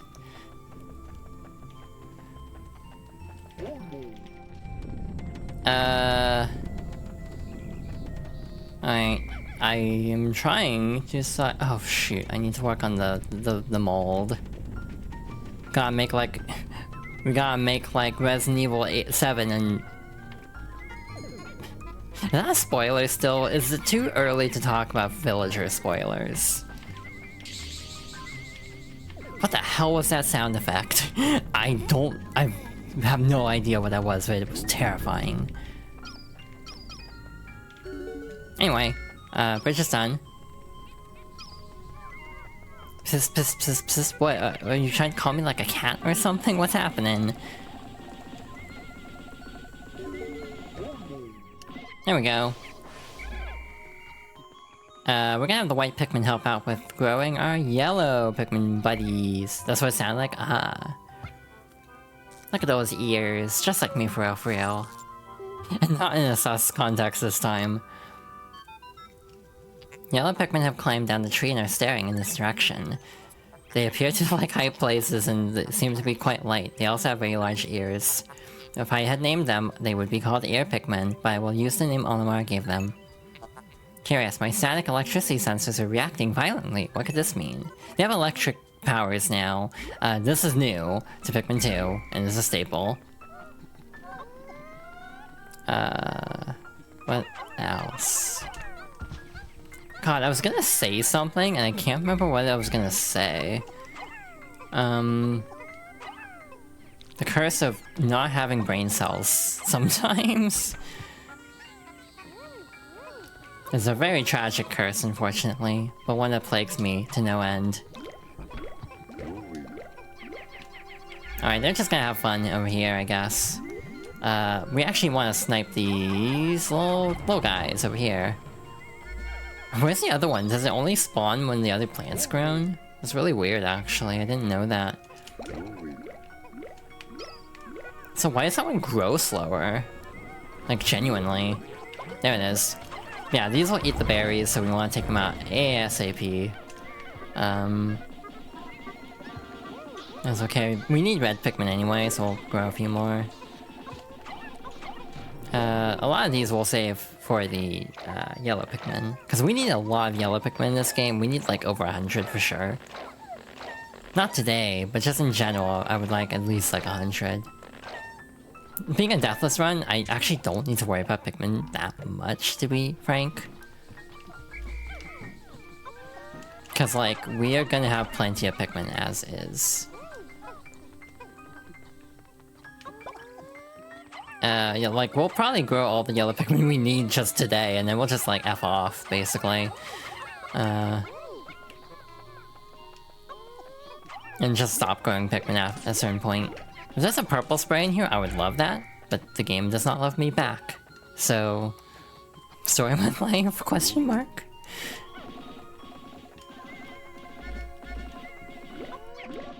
That sounds very sad out of context when you put it that way.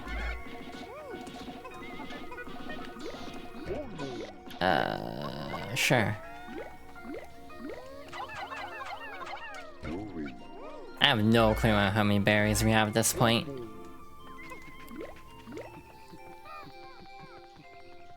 Actually, what if we do something really weird and go to the Glutton's kitchen first? Just to be contrary. Just be quirky and weird and go to the Glutton's kitchen. Cause like, I think the Citadel of Spiders is supposed to be first, but what if? It's also kind of convenient, because it's farther away. And we only need 2 Pikmin types for it, so it's also nice from that regard. I am actually seriously tempted to do that.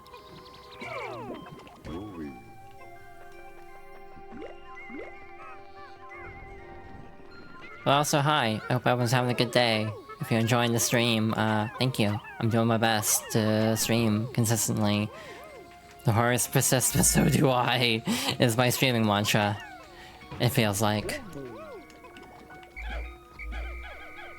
Okay, can I do something goofy here? Can I toss these over the wall? Hell yeah. Perfect. So I don't have to walk all the way back.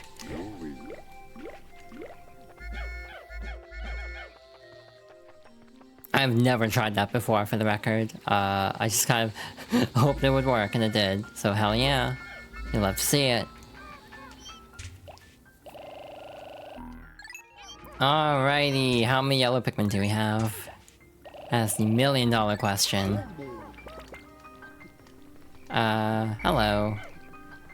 Our number went up significantly, so we probably have a decent amount. 51, hell yeah.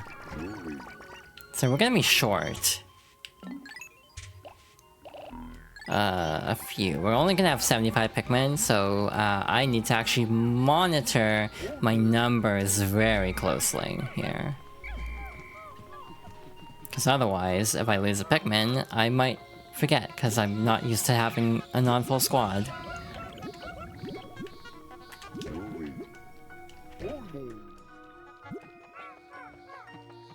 I don't want to sound like... How to describe it? Sometimes I feel like I'm actually surprisingly decent at streaming. I don't like want to toot my own horn too much, obviously. But, like, sometimes I kind of surprise myself with how, like, much I'm able to keep conversation going. By myself, especially, because I'm, like, not... Again, I have not set up a COCOM setup. I really need to. Oh shit, there's another one of these little monsters. Yeah, the Citadel with spiders is so close to the starting area that I'm actually not concerned about it that much, so we can easily beeline it if needed. There's a couple other treasures too, and I'm a little bit on the fence about what to do with those. Speaking about on the fence, they're done. If we have time, we might go for those. But if not, we can save them for next time. But yeah, this is out of order. This is weird for me. Interesting, my odor detectors are reacting. A strong scent wafts from that hole. I'm a machine, so rating sense is beyond me, but your faces tell me all I need to know. You're both drooling. I wish just once I could feel what it's like to drool. That is extremely specific. That is like, you know, follow your dreams, I guess, but why? Glenn's Kitchen. This is like a 7th floor dungeon, and also it's like a pain in the ass, to be real. Especially the later floors are just really not fun. Yeah, I was trying not to make a specific joke that is definitely coming up in chat. I was definitely thinking it. It's like someone's gonna say it probably, but I don't want to be the one to say it. It's kind of my MO sometimes with jokes. Like, the thought is definitely present, but I don't want to be the one to vocalize said thought. So thank you for your service, Nicole.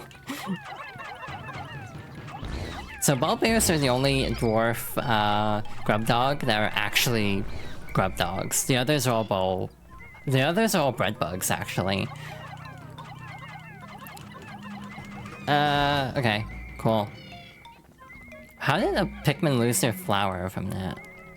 I swear this game sometimes just does not make sense.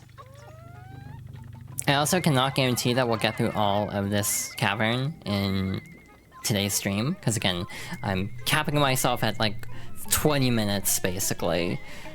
Like max, like 20 minutes, so we'll have to see. Also, this is a weird dungeon, like cave. I always call them dungeons for some reason. This is a weird cave because there is a candy pop bud that is only in this cave. It is not anywhere else. So if you're going for a complete Piklopedia, you need to toss a yellow Pikmin into it. Or purple if you just want to sacrifice a yellow Pikmin for some reason. I don't know why one would, given how rare they are, but you can if you so desire. I just like I'm not your mom. I can't tell you what to do. I just wouldn't advise wasting up like a purple Pikmin just to get a yellow Pikmin back.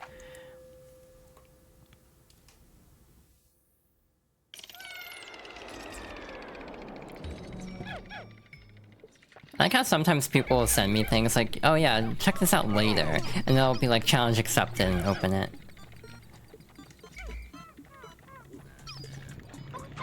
Oh no, the bread bugs are already doing their thing. Do not appreciate that. So with purple Pikmin, bread bugs are kind of a joke, actually. They're supposed to have really hard shells. They're like old bread, basically. My favorite Ace Attorney character, Wendy Oldbread. But anyway, you know, bad pun aside, it's very easy to take out bread bugs with just purple Pikmin in this game. There we go. Okay, they're going for the thingy, so we don't have to worry about you. Okay, they don't have anything, so we're clear for takeoff. That bread bug might, but which would present a problem.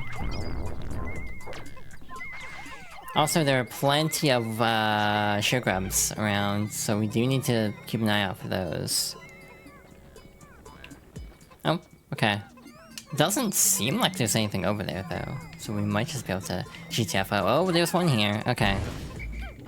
Good thing I caught that one, because that one would have started picking off the purple Pikmin. I think there's only 2 treasures here, so we might be done already.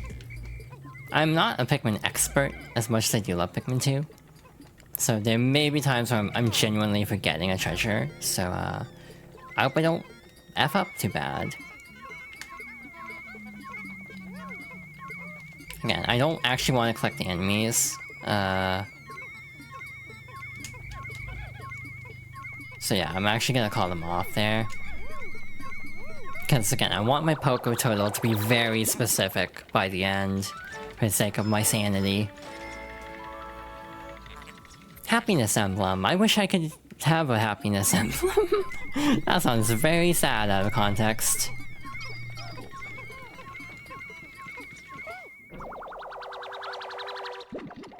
Alrighty, hopefully that's this floor. I don't think there's anything else. The imperative cookie. Why is that cookie imperative? The world may never know. Alright, that's it. So, again, assuming we don't have that glitch I experienced like one time in my whole life, we should be good to move on.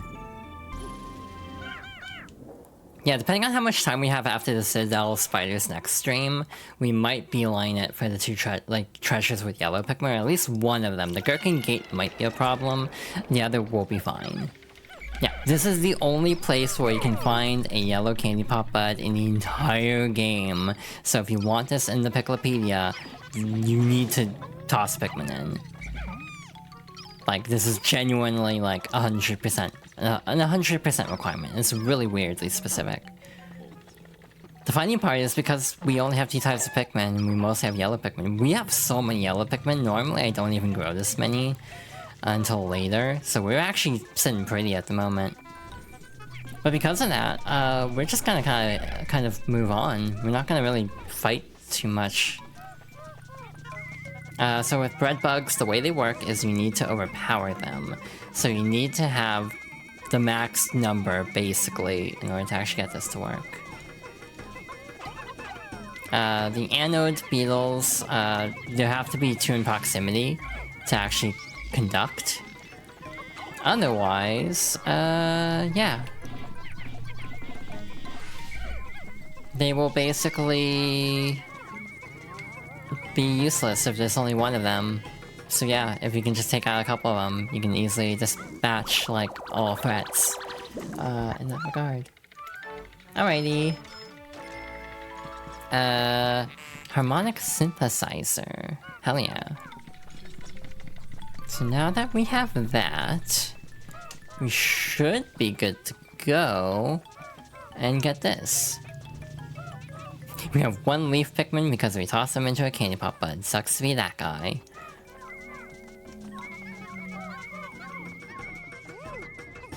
And again, there should only be 2 treasures here. I think. I'm like 90% sure there's only 2 treasures here. But there's still that 10% because I am forgetful. Well, we don't have our purple Pikmin, so that one will remain unflowered, but well, we got those at least.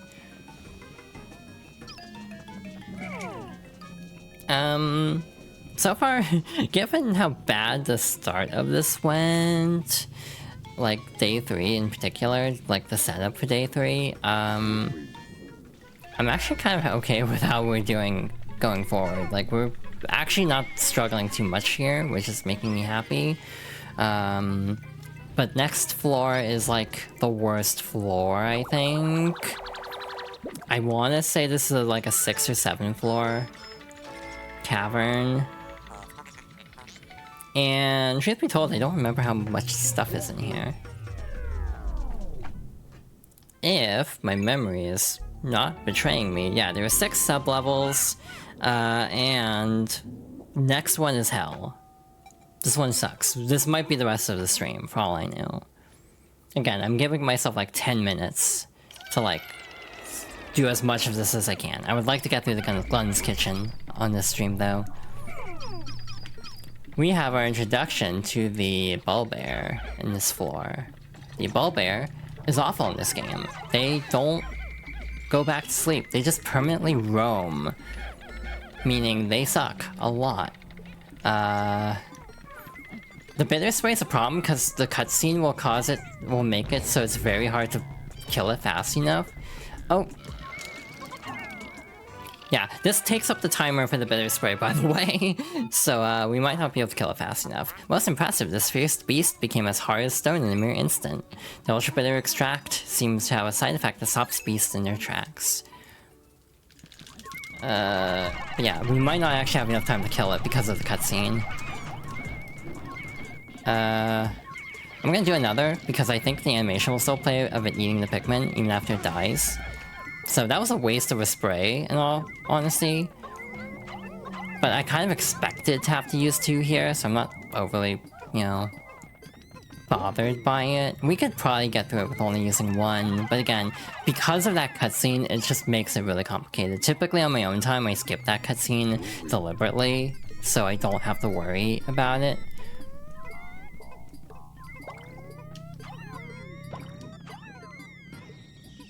Okay, 1 whiffed, but it's fine.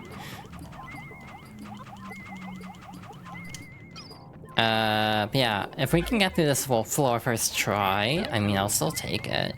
Like, I'm not gonna complain. That could've been bad if I hadn't caught the bread bug in time. Because if the Pikmin will die if they get pulled into its, nest. Natural water. Yeah, a lot of the bottle caps have been replaced because of copyright. Oh, it kind of glitched in the cutscene a little bit. Yeah, this is why they were like, oh, this smells really nice, because there's a lot of food in this particular cavern.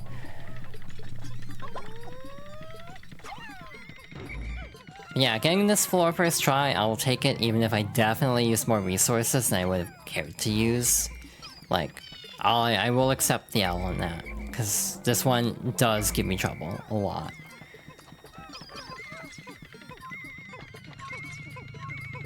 Alright, we're actually making pretty good time. Again, I was really hoping to at least start the perplexing pool today, and I was like really nervous given how bad the initial part started. So yeah, genuinely happy with how things are going so far. Next floor can be a little bit annoying, but it's not too bad. But again, at some point, I would like to get like a CoCom setup done. Again, I deleted my old server for a bit. I only had like 3 people invited, in all fairness, and it was never used for anything.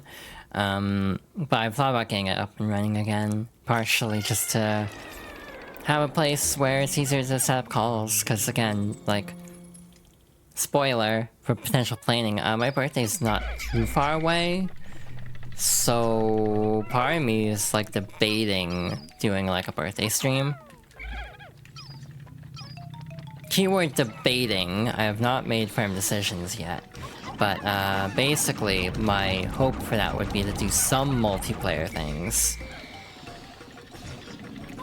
These are armored cannon larvae. They're basically the baby versions of the armored cannon beetle from Pikmin 1. They suck sometimes, because they'll just put them in the worst places to possibly fight these, in like these little dishes that they're very hard to toss Pikmin up to. So yeah, we made through. Can't complain. Gotta sacrifice a couple of yellow Pikmin, but we grew more than I usually do. Sometimes I've gotten to this with only like 30 Pikmin, which is not great. We saved a little bit of time in some ways by getting the extra bitter spray. I didn't need to take time to make another bitter spray, so again, we're using a similar amount of time, just spread out differently in a way that actually makes this day easier. I'll make the next Awakening Wood Day, which is the next day in order, a little bit harder, because that means we have one extra treasure to get there. But because it's right at the landing site, I don't think it'll actually be that bad. Yeah, me deciding to stream and then jumping into someone else's stream immediately after this was definitely a decision I have made today. I might actually move my second stream to like Friday at the rate things are going, just to save my sanity a little bit. Oh, thank God for iframes. Terrifying.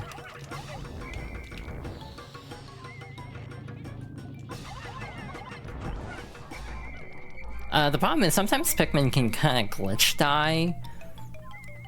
So like, it'll look like they're fine, but they're not fine.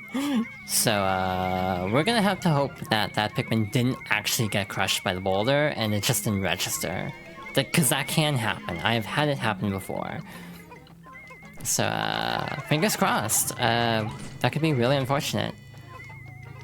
Gotta keep in mind the egg placements, because we do have a few purple Pikmin to flower here.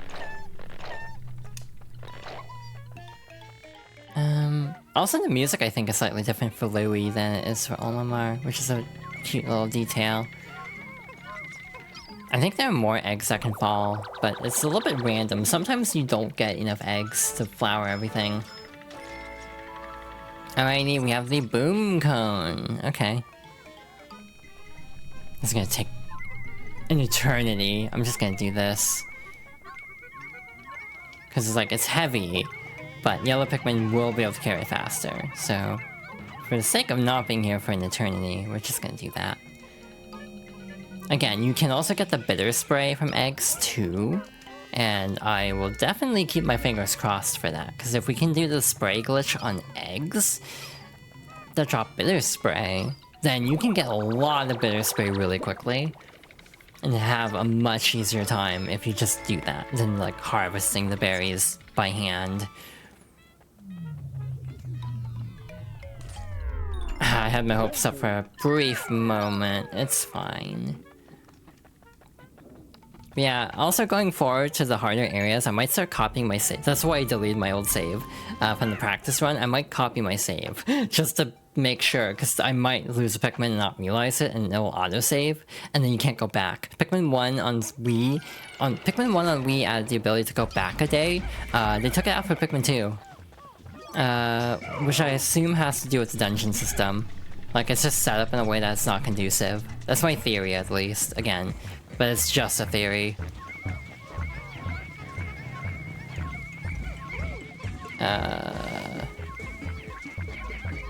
Again, we need to put all like 20 Pikmin on these to make sure, or the max number basically, to make sure nothing bad happens to the Pikmin. Again, purple Pikmin are very good at this, but there's a lot of electricity to deal with, so that's bad. I should not have tried tossing Pikmin at that. It's so wiggly. Why is it so wiggly? Why'd they give it, like, physics?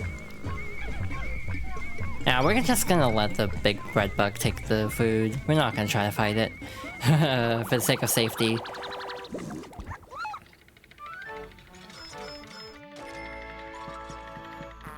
The hideous victual. Why is this also so wiggly? Why is the food so wiggly in this game? It's mildly disconcerting. Hi, Freeze. Welcome on in. Thank you for the raid. Dracula dies twice. Oh, I assume you, finished Rondo / Dracula X Chronicles. How did it go? Hope it went well. Oh, thank you for the shout out, Aiden. On the ball as always.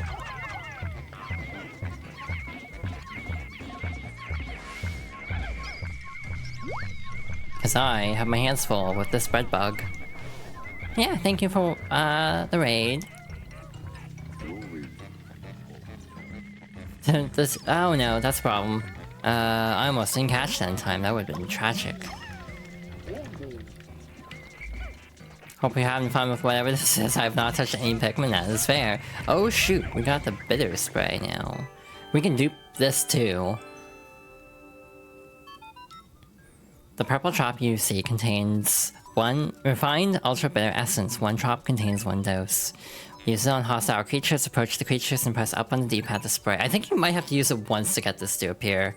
Have you tried it yet? Like, I think you might have already needed to use it once to get it to actually appear, but I may be wrong on that. So the problem with the king bread bug, or whatever the hell they're called, giant bread bug, I think, they're very tanky. Like, they're sturdy as hell. So, like, damaging them with just Pikmin takes forever. Like, it's not hard. Like, they're an easy enemy to defeat, but it's just time consuming. Because they're just chipping them down, basically. Prince Dracula X Chronicles got the thing from the boss rush you were looking for and then killed Dracula again with Maria, hell yeah. I always preferred Maria. A lot makes sense now, in hindsight. Because I would have played that on my Vita, so that would have been like 2014. But yeah, I always preferred playing Maria to Richter. I like Richter too, but I like being able to double jump, to be honest. Yeah, I'm also bad at Castlevania, so I like the easy mode. I want to play that game again. I have the PS4 version of Dracula X, which is basically it's basically the Castlevania Requiem is so weird because it's basically the PSP game emulated for PS4, but lacking the actual 3D Dracula X remake. It only has the Rondo part, which is so weird. I don't know why they decided that. Sometimes it can be very hard for me to get words out of my mouth, I'm discovering. Processing, how bizarre. An item appears to have fallen out of that freakish creature. It must have been a greedy beast to swallow something like this. What does that even mean? Yeah. You're gonna have a hard time grabbing that, aren't they? You have to wonder if you crack into that game, can you make Dracula X playable? That'd be really interesting, actually. I don't have an answer to that. I've not looked deeply into Dracula X Chronicles, but I wouldn't be surprised, to be honest. Again, that's also believed to be why it's never been re-released elsewhere, is because Sony helped out with it, supposedly. Kind of the same emulator that, like, the Parappa PS4 remaster was done with. This intriguing material does not conduct electricity. It is far more advanced than the material I was researching. How frustrating! A spacesuit made from this wonder alloy would insulate the wearer from electric shocks. Excellent! This new material has allowed me to complete my anti-electrifier.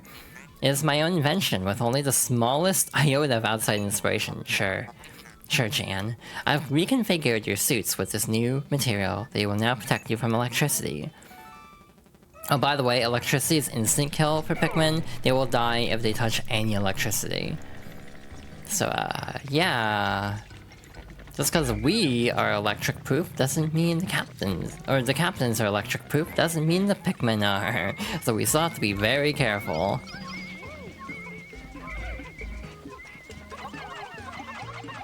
We don't even have to mess with that bread bug, I think. I don't think I actually got any food. Yeah, no, the hole doesn't have anything in it. Again, making sure the Pikmin don't automatically rush over and pick up the giant bread bug, because I want to keep my Poké count low. Because I am wanting to play the game like I always do. I'm very much a stickler for not changing routines.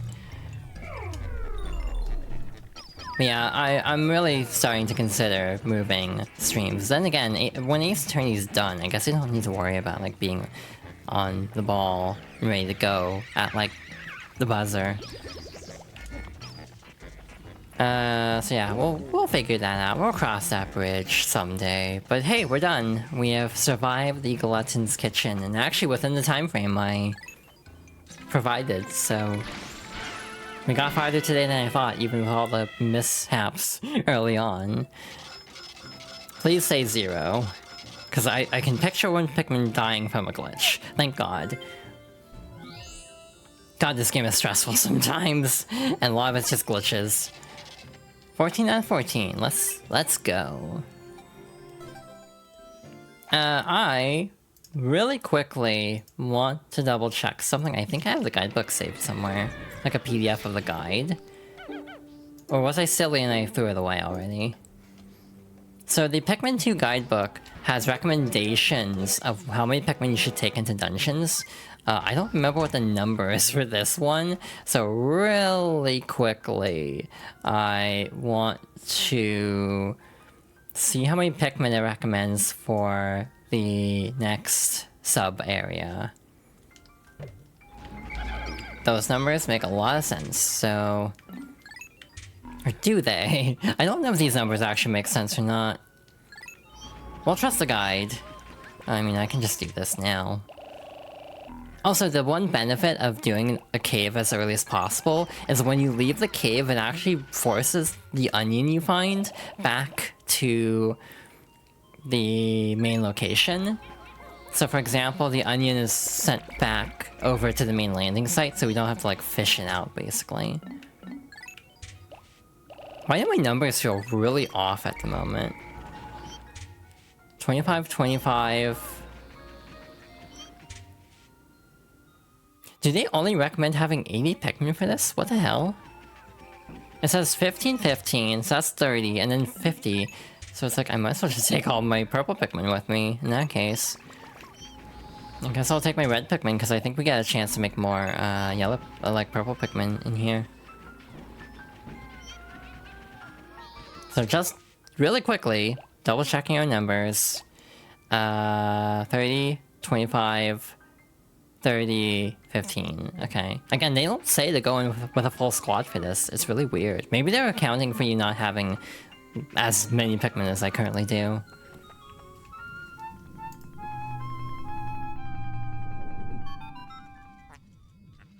My sensors are giving out foreboding signals. These signals could very well mean that this hole is filled with wretched, nasty bugs. Vicious program terminating bugs. Fun. 100 Pikmin enter, hopefully 100 Pikmin leave. However, I think we actually made really good progress today. I might stop here. Again, if I didn't have a time crunch, I probably would go a little bit longer, but because I do have a little bit of a time crunch, I think I will likely... Oh, never mind. Apparently, it may be delayed, so I will keep going, after all.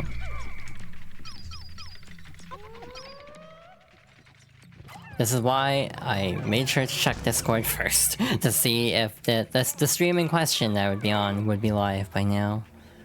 And it is not, so I will keep you posted on that. But once that stream goes live, then we might hop over, but if not, we'll keep going a little bit longer. Yeah, I hope everything's okay with that situation. So anyway, this is the Citadel of Spiders. If you know me, you probably are thinking, wow, you probably hate this dungeon, don't you? And the answer is, yeah, kinda. I don't like spiders. They don't agree with me. We have shearwigs. They fly now.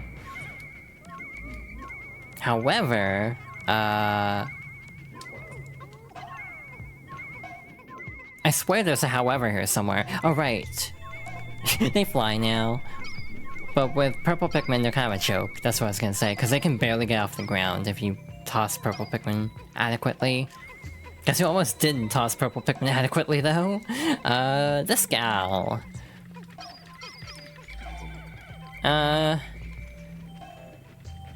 Okay, guess we're finding this one. Never mind, direct hit, cool. Thank you. Caves are stressful. Like, actually, they're kind of stressful.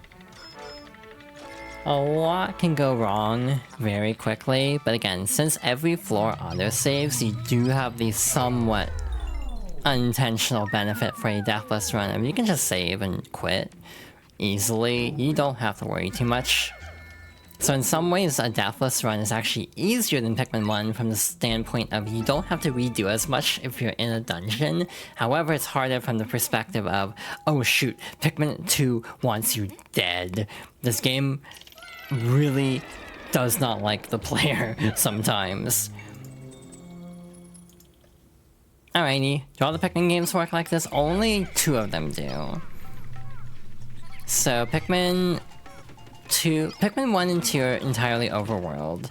Pikmin 1 and 3 are entirely overworld. Pikmin 2 and 4 have sub-areas. Pikmin 2 is weird in general. Because it's kind of like a soft reboot that like combines different elements of Pikmin 1 and 2 specifically. So it's, yeah, like a hybrid reboot. It's like sequel, sort of. I don't even know if I'd call it a sequel. Wollywogs are also kind of the bane of my existence, and even with purple Pikmin, I can have trouble fighting them if I don't get the stun right away. We have a lot of spiders, as the name implies. These are the Dweevils. There are different kinds of Dweevils that have different properties that are color coordinated. So the red ones have fire element, the yellows are electric. Again, electric is one-hit kill on Pikmin. Every other hazard, you can whistle them out of danger, except fire. So we have to be very careful not to F up with any fire. Okay, we got the stun. I tried to be a little bit, like, cautious there and, like, check for the stun before starting up again. Got that. And we got a little ducky over here. Actually, why does the guidebook recommend bringing white Pikmin? I'm genuinely trying to remember that. No, wait, there is something buried in this. Right. There's no poison, but there is something buried. So, like, if you look at the opening, like, menu to enter a cave, it will say, like, what hazards there are in this cave. You could hypothetically have problems if you take it too literally and don't bring white Pikmin in the specific... Oh, hey! That must have fallen from an egg. From the sky. So, hey, I should go on Egg Watch. Okay, that doesn't help me as much, but hey, I'll take it.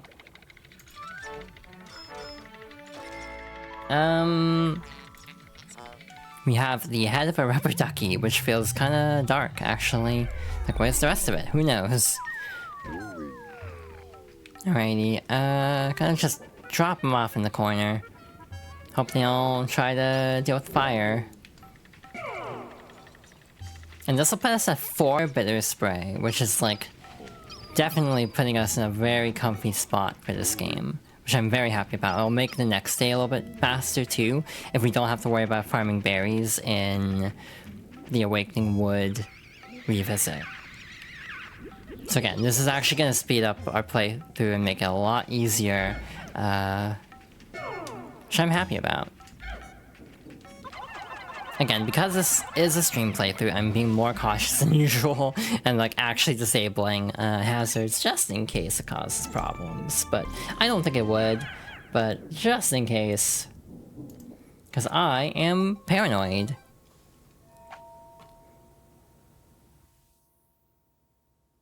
Sub-level 3. Alrighty. This one has electricity. So you definitely need yellow Pikmin for this. Hypothetically, if you're really gutsy, you can actually get away with not having yellow Pikmin, because purple Pikmin can still fight the anode beetles. You just have the risk of like a one-hit kill. But if you keep flipping them over enough, they will never get a chance to use their electricity, so... There's a risk versus reward of using yellow Pikmin to deal with electricity. There are cases where you might have to use other types of Pikmin on electricity. The best advice I can give is just be very careful and just like constantly cycle, like whistle them away. Because otherwise, there's a high risk of zapping. Not in the Resident Evil 2 original way of zapping. I need to play RE2 original in full. I've only done one playthrough of Claire, which is probably a surprise to literally nobody.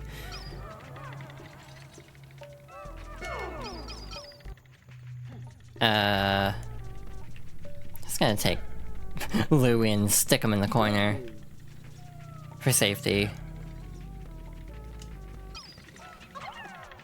There's like suspiciously nothing here, like a suspicious amount of nothing here. To the point where I think there's gonna be something here.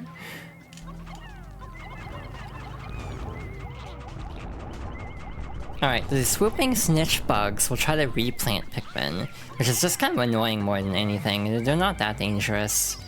Unless they throw them into water, or if they're carrying a bomb rock in Pikmin 1, then you have a problem. Alright, so both treasures are right in these two alcoves. There should be a Wally Hop somewhere. I think I called it the NTSC name earlier. Which again, the Wally Hops were renamed because the word used originally in the North American version is not good. So, apologies for that. Oh, hi. Again, these caves are just mean. They'll just toss random enemies at you. Again, if you've never seen a Pikmin game before, you'll probably think, wow, this game is really rude. And if you think that, congrats, you have a very good assessment of this game. This game is actually very rude. But I love it anyway. Again, maybe this explains something about me as a person. Oh shoot, there can sometimes be a purple candy pop bud in the previous floor, apparently. At least it says so in the guide. I don't know if that's actually correct or not. So to Dell. It's him, Mr. Wallace Hopkins, yes. The memorial shell. See, now I need to check because it's gonna bother me if I don't look this up. Yeah, no, you can oh, if max Pikmin requirement is met. Huh. So maybe, yeah, I could have sworn I didn't see a purple candy pop bud in the last floor. Maybe we had too many. Oh, because we did the dungeons out of order. Maybe. Perhaps. I don't know. I'm at a loss. We do need 100 purple Pikmin by the end of this playthrough, as a heads up. Oh, hi. This is a Queen Candy Pop Bud. It will do nothing for us, actually. Basically, if you're low on Pikmin and toss one in, it will produce like an additional 9 sprouts or something. So it's basically a way to quickly regain Pikmin if you're running low. But we already have full numbers, so it's kind of useless. The only reason I tossed it in is because I wanted the complete Picklepedia. And that is counted. You have to toss Pikmin. And also, shoot, for the sake of making sure I don't kill a Pikmin, if you leave a Pikmin planted in a dungeon, they will die. They will be counted as dead because the floors are randomized, you can never go back. So, yeah, you actually have to be careful about that.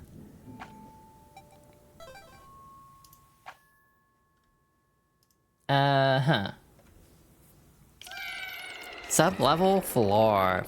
Sub-level 4, not sub-level floor. I mean, I guess it is a floor by definition.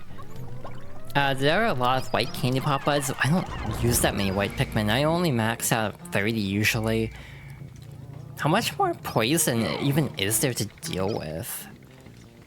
Like, not very much.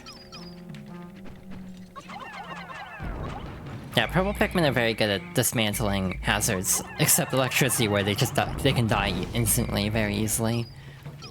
So we have the water dumples and the hermit crawmad. The water dumbbells are actually very intimidating. They're actually related to bulb orbs, but the one thing that keeps them less scary is they migrate very easily. So it's very easy to basically lure them away from a group and take them out one by one.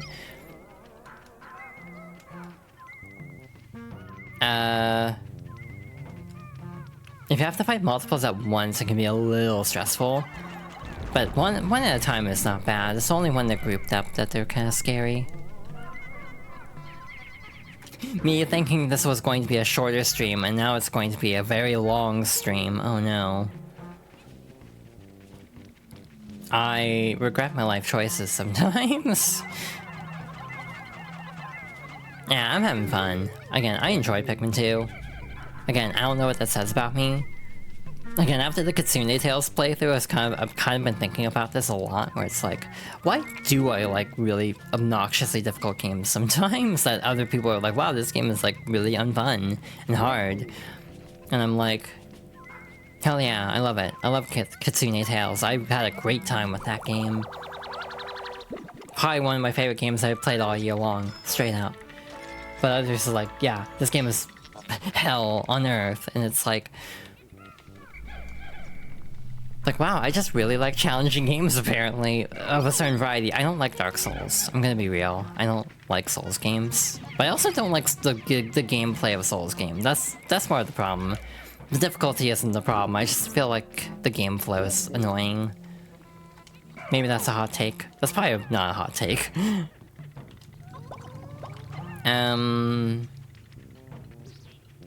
Got another Hermit Crawmad. This one's actually more annoying. The other one was conveniently on a ledge, which means they can never get back into their hole, which is very convenient for us. This is the best treasure in the game. It's a little pendant with a corgi in it. Genuinely one of my favorite treasures in the entire series. It is so cute. I'm one for more relaxed. You're one for more relaxed games. That is totally fair. I'm like hit or miss, to be honest. I'm like, I can go either way. Like, I like relaxing games too, but I also have grown up with so many challenging games that I'm just kind of like used to it. Again, I don't know what that says about me. That I'm like, I can take on a Nintendo game usually that's super hard, and I was like, wow, this Nintendo game is so hard and annoying and frustrating. And I'm like, I've been playing this game since I was like, this game I've literally been playing since I was like 9 years old. It was 2004, I think. Wow, we had a big time jump actually. If I'm doing the math right, I think there was a bit of a time jump in Pox Girl's favorites, like, games. Like, based on when I would have played the last game, Spider-Man... No, actually no. Kirby... No, wait, that actually wouldn't have been that big of a time jump. What am I talking about?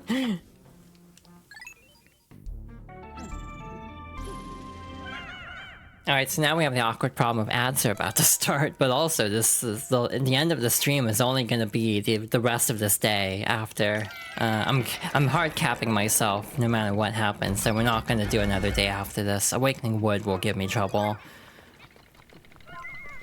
And it's also just kind of time consuming because it's one of the bigger like outdoor days that we'll have for a bit. Get the blue Pikmin finally, now that we can get over the electric, or get past the electric barricade. Alright, so over here we have the beady Longlegs. This is a lot easier than Pikmin, Pikmin 1, thank god.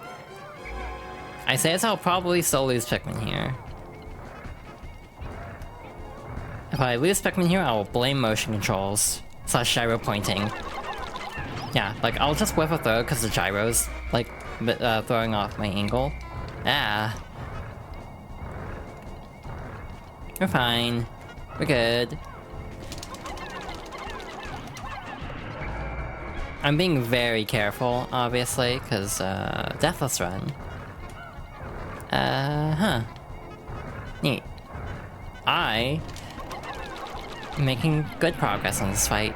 It's kind of like disintegrating. This is one of my favorite effects in 1. It's more pronounced in 1, but it's still present in 2, where it's like the BD long legs is actively disintegrating as it takes damage. It's a really cool effect. One more cycle will do it.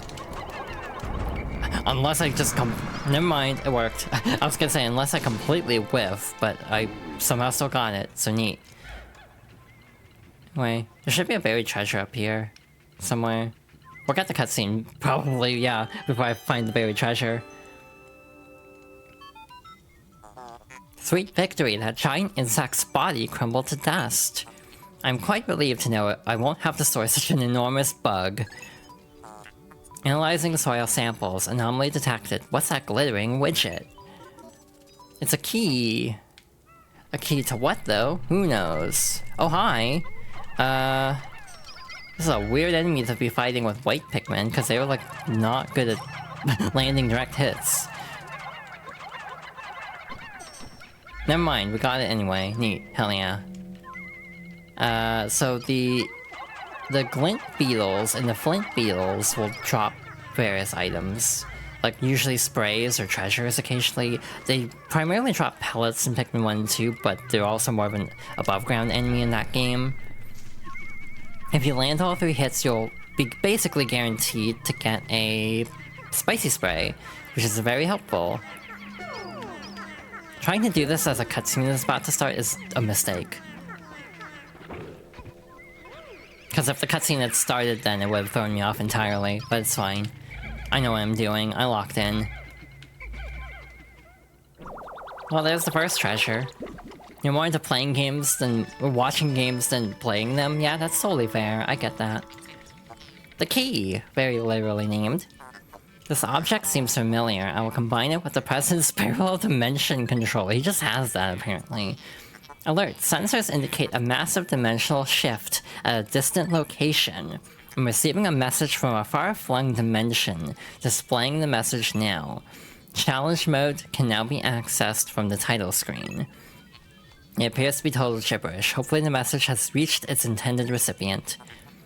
I will name this apparently worthless device the key. So yeah, this unlocks challenge mode. That's very literal. Alrighty. That should take care of the Citadel spiders. We got diamonds. We're halfway through the deck, by the way.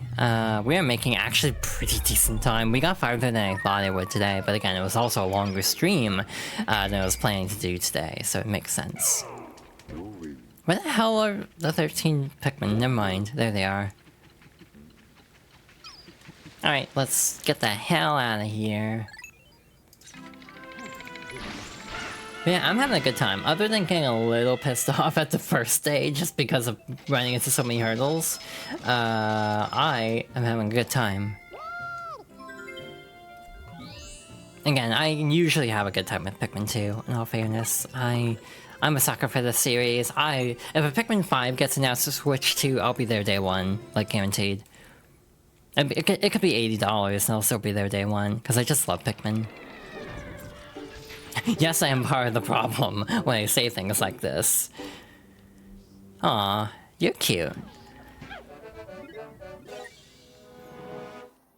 Okay, we're gonna beeline to the final treasures. Oh! Ads are about to start, actually. I should have stopped on the results screen. This is gonna be a weird segment because we're just gonna do like a couple minutes after this ad break. But we are gonna take a quick intermission.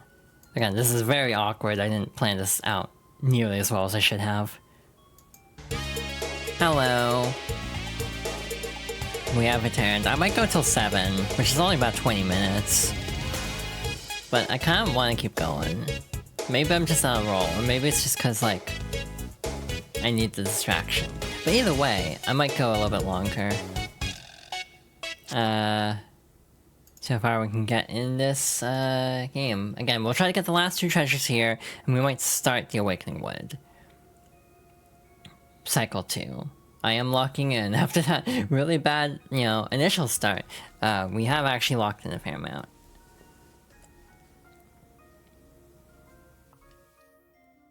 Okay, I think we're all ready to go. So, first, we're going to bring out enough yellow Pikmin. Second, why am I bringing everyone? Hell if I know. I did not plan this through. We're gonna take all of our yellow Pikmin. This might result in drowning some yellow Pikmin and having to restart, but it's fine. If this goes horribly awry. I'm used to things going horribly awry in this game. There are 2 treasures that require yellow Pikmin up here and over there. The temptation to grab more bitter spray, but we have 4 bottles of it. I think we're gonna be okay. By the way, this didn't have nearly as much water around it in Pikmin 1. By the way, the Awakening Wood is actually the Forest of Hope from Pikmin 1. The Perplexing Pool is basically, a mixed up, God, what's the name of it? Why am I blanking? Come on, brain. You can do it. Distant Spring. There we go. We finally got there. I'm gonna run over break the eggs, just in case. I'm not gonna worry about the glitch this time. I just want to see if we can get any extra sprays, from breaking these eggs. It's fine if we don't. Yeah, it's totally fine. Could've sworn I had 14, and now I have 13 Pikmin, and that scares me. But also, there's a crap ton of water here, so there's not much we can really do about that.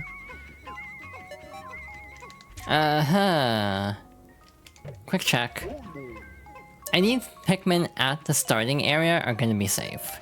So we just need to make sure we have all the Pikmin either at the landing site or with us. Is this a bottle opener? Impediment Scourge. I never knew what they meant by that. Like, why is it called that?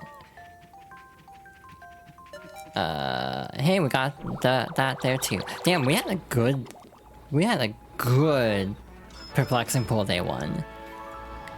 On my practice run, I didn't get these 2. I was kind of rushing to get to the Glenn's kitchen.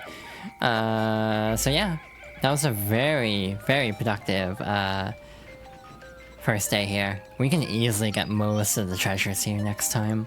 Oh, I could have done one more thing if I had thought about it with Louie. I could have dug up a treasure of... No, wait. We can't get past there because we can't break down the wall. Never mind. Yeah, you can skip these cutscenes, so we're just gonna get shown the road since I do want to get a little bit more in this stream. Again, future me is gonna have a time editing this down. So, that'll be fun for me someday.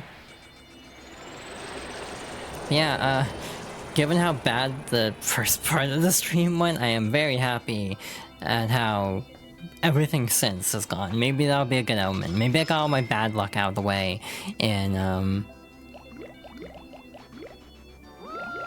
the early part of the stream, and then this playthrough will be very blessed. It's Pikmin 2, so I'm doubting it. Olimar, you're my hero. You've erased half our debt. Still things have become a bit dangerous, so I'm going into hiding. Focus on work and don't slack off. So, before we go any farther, I'm going to save and return to title screen. I'm going to go in and copy the save to another file. Just in case something goes wrong and I lose a Pikmin from a glitch, it means I won't have to redo as much. So yeah, I'm gonna do this periodically, just for the sake of reducing the risk of glitches. Again, maybe I'm overreacting, maybe I'm like being a little bit, of a worrywart with some of this, but either way, so what the hell do we need today? We're gonna split up the group. Well, might as well take 45 of these. Wait, Wait, are they going to Louis? Yeah, they are. I wanted Olimar to get these. So let's see. Guess 30 white Pikmin just to dig this up real fast in a bit. But first of all, we need to get the blue Pikmin. That's mission 1. Get the blue Pikmin. Also get this thing off the stump. Might as well do this real quick. I'm also gonna do something really risky. I'm gonna try to fight the Cloaking Baronet up on the hill with just yellow Pikmin, because I don't want to get purple Pikmin out for this. I'm being lazy. So I might regret this and have to restart the day immediately. I guess we'll see. Just gotta cross your fingers and hope for the best here. By the way, with the scale on the other side by the White Flower Garden, you actually don't need to do that potentially if you're patient. I'm not patient though, so we did end up doing that route. Alright. Attacking while his defenses are down. Perfect. Hell yeah.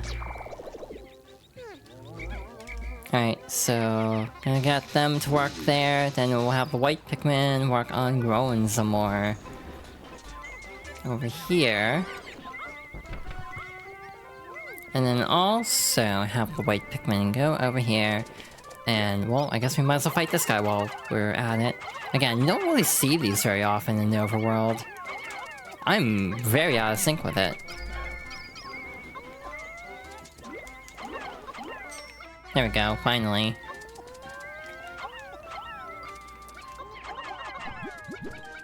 Wow, I'm doing terribly at this. Damn, that was not my finest moment. It's fine.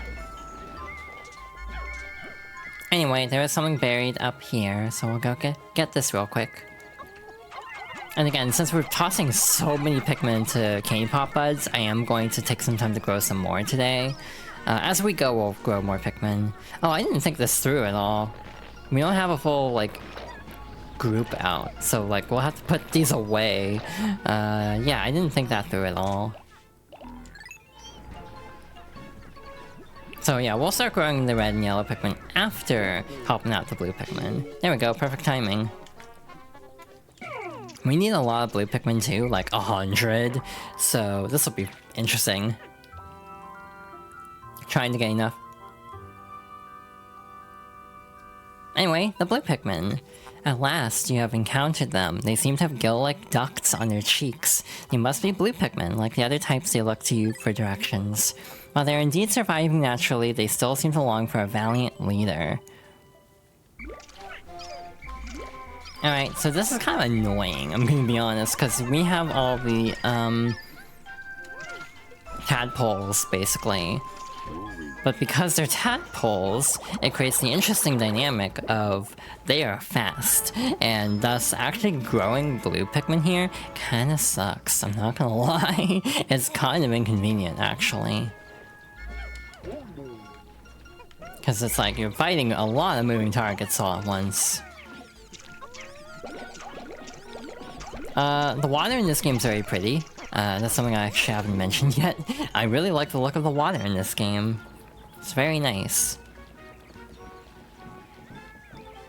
There should be one more... No, shoot. While they're doing that, actually, we should go over here and get the little treasure over there.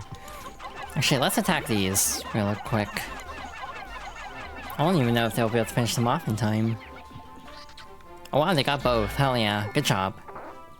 We probably won't farm too much for those, but just, you know, for the sake of doing that. Wow, we have a lot of blue Pikmin already. That's very good. We want to have like 30 or 40 by the end of the Awakening Wood, I would say. More would be preferable, but not necessary. I just want a lot for the Perplexing Pool, because you need a lot to get through all the water. Aloe Vera. So yeah, this is different. It was like a brand name in the original. A couple treasures were actually relocated too, like they were in a different spot in the GameCube version compared to the Wii version, and also different regions.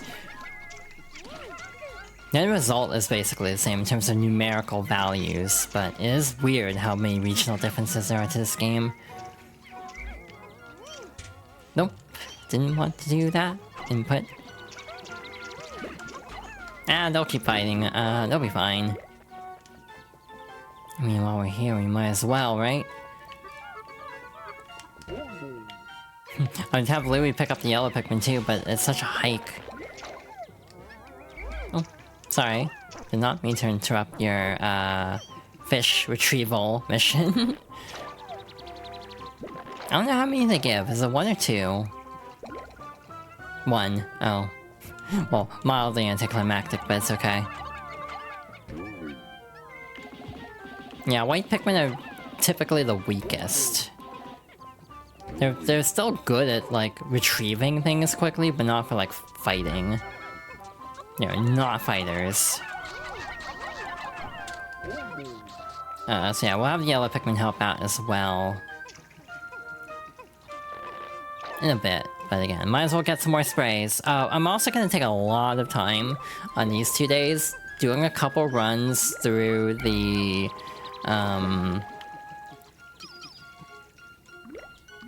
wait.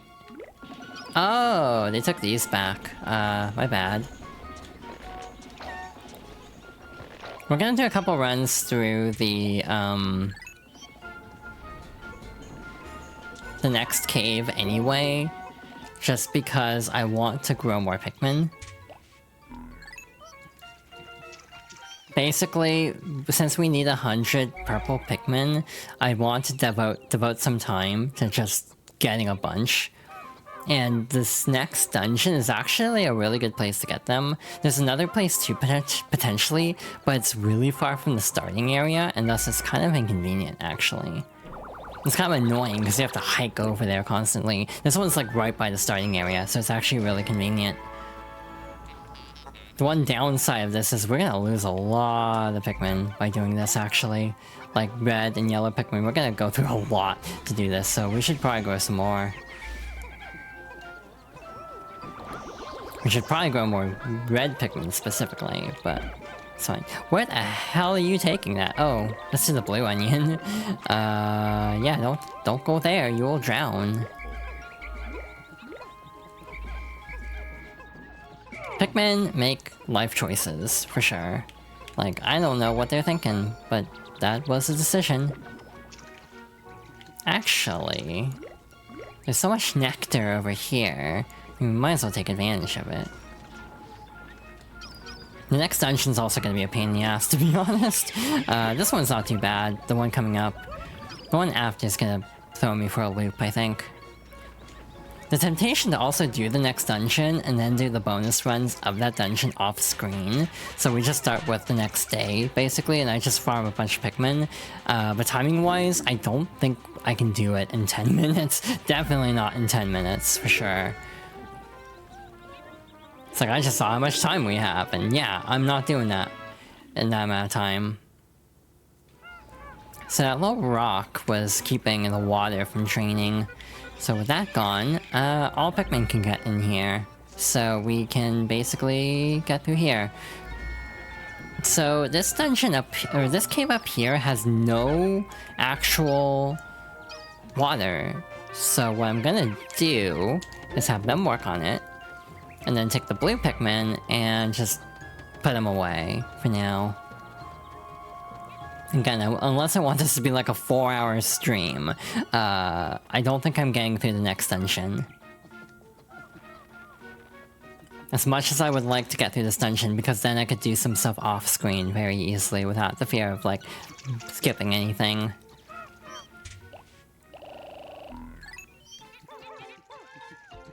I'm doing math in my head right now.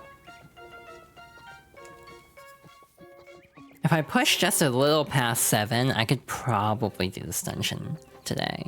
Assuming nothing goes wrong. Big asterisk. Assuming nothing goes wrong. However, it is Pikmin 2. Something will probably go wrong.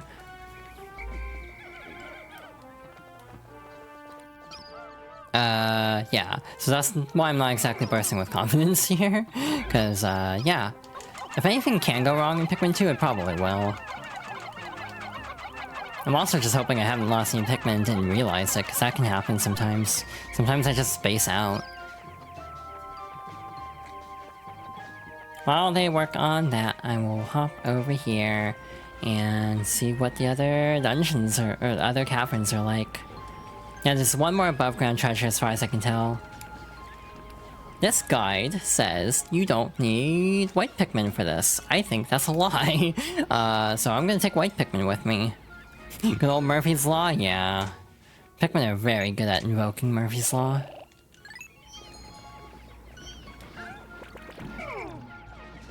I should use a spicy spray on them. But we should have time. And again, I might do a couple... If we can get through this dungeon today, I'll do a couple runs off-screen to grow more purple Pikmin. If that's okay, unless you want to see me do that, but I don't know how interesting that would even be in the first place.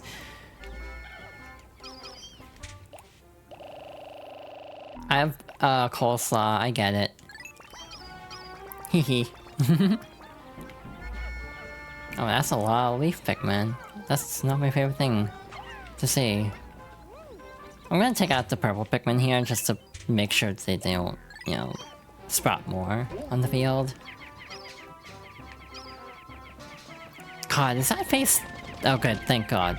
I was worried that was the second phase, in which case, oh no, we're gonna be here for a while. But yeah, if you want me to do that off-screen, I can. Or on-stream, I can. But if you want me to just save it for off-stream, that's totally fine too. Or like not show the growing of purple Pikmin. Because it's just kind of doing the same level over and over again. I don't feel like I actually need this many yellow Pikmin, to be honest. I feel like I need more purple Pikmin than yellow Pikmin for this. But the guide says it, so I'm gonna follow the guide for the most part.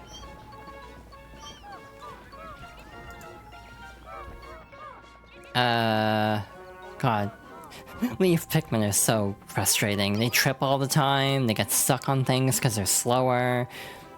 It's an interesting mechanic for sure.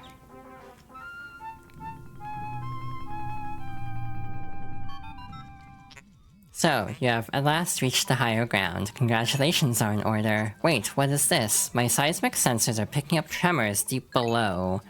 What force is at work in the depths of the planet? I don't know why I thought I could do this dungeon before in a reasonable amount of time. This one doesn't feel like it'll be that easy. How many sub-levels is it? Actually, that's what I should be asking. It is 7 sub-levels. Yeah, I don't think I should do this on like today. I think I should save this. So yet again, I'm just gonna do this. Just to get it into our Picklepedia. I tossed a leaf in so we didn't lose a flower out of it. Do what works best. God, part of me just wants to brute force this cavern. As much as I will regret doing it, because I'm already very not high energy at the moment. Like, realistically, I should have stopped playing and just be like, we'll do this next time, but here I am still playing. The game almost decided for me to take a break.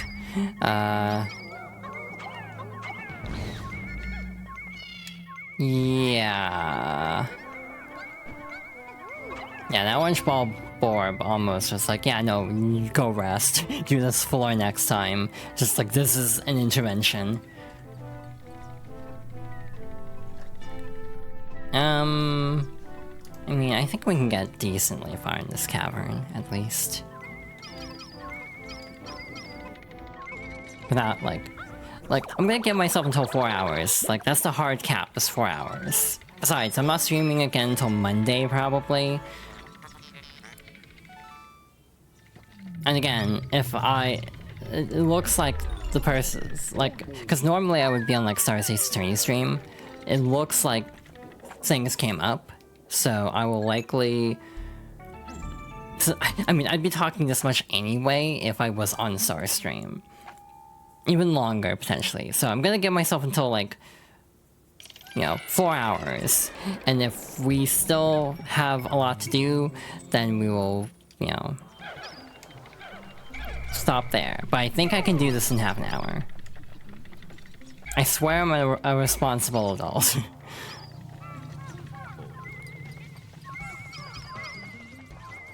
Like, trust me, I may seem like I'm being very irresponsible, and yet I know what I'm doing. I think. So this is kind of fun. You have to toss them up here, and then guide them along using swarming. God damn it, and one short. Cool. I feel like there's another treasure on this floor, but I don't know where it would be. I mean, I have the guide open. I used to have the physical guidebook, I don't know where it went. A couple of my old guidebooks basically went missing, and it pains me, because like, the 1,000-Year Door guidebook, straight up, is like $100 now.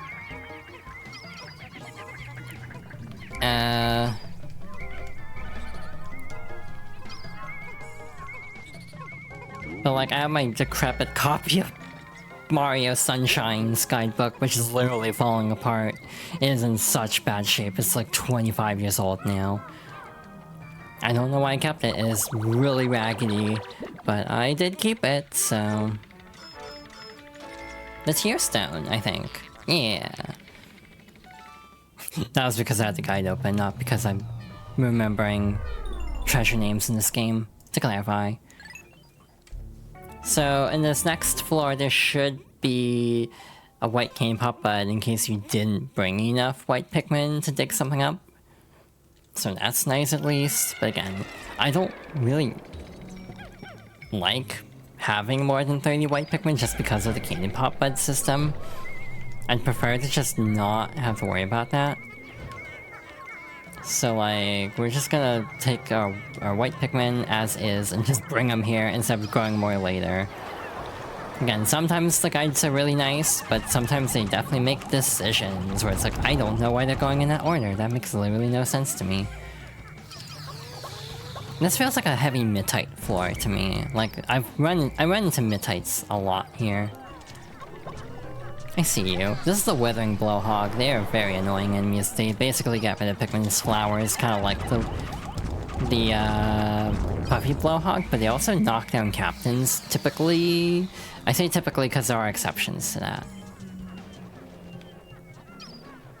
I thought there was supposed to be oh, never mind, there it is. That's an awful place to try to fight an enemy, because then, oh no, that is likely to have a Pikmin fall into the thingy.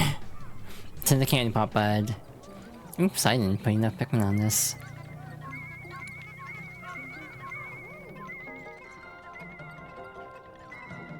Oh shoot, I should reflower some of these Pikmin.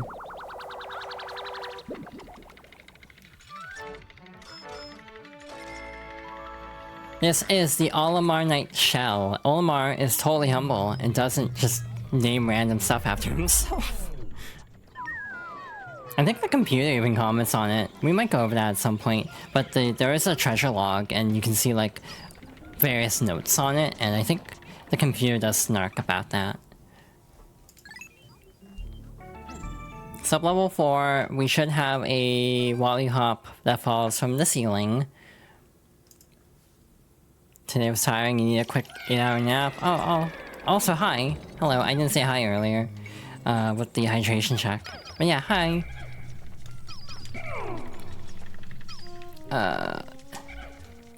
Clearly with how out of it I am, streaming an extra hour than I normally would is the best decision. Though to be fair, in all fairness, to play devil's advocate for myself, very quickly, I did do a really short stream on Monday. Because traditionally, I do 3-hour streams, 2.5 to 3 hour streams, and on Monday I only did 2 hours. So, you know, in theory, this is like evening out my stream time for the week. Now, is this a smart decision? That's a separate debate.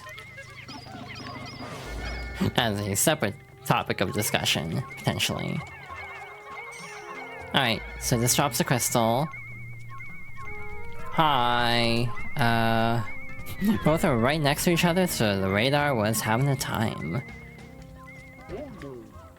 What if you said what? What you gonna say?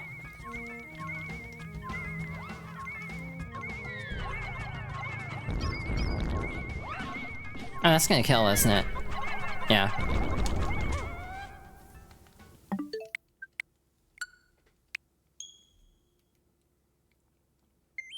Oh well.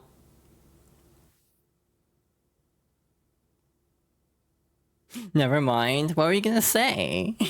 Now I'm curious. Yeah, just redo. Don't worry about that. You're shy? Are you super shy? By Itzy? Another joke for just me, basically. Because I don't know if I've even talked to Aiden about Itzy as a group.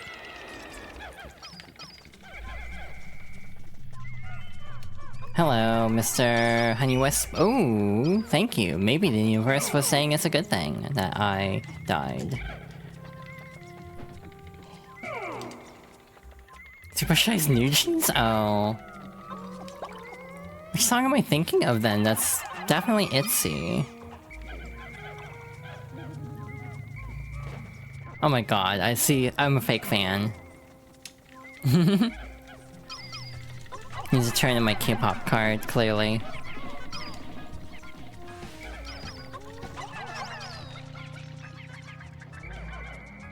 You haven't seen much Itzy, that is totally fair. Hello, again, Mr. Wallyhop.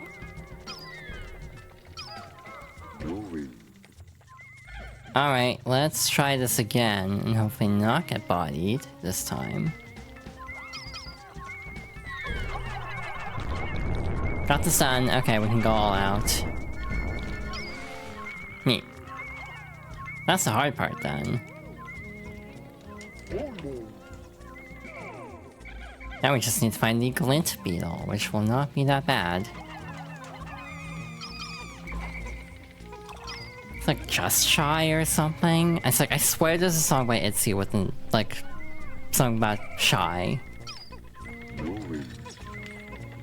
I'm gonna wait until they get the treasure. I'm not gonna try to do this while a cutscene's gonna interrupt it.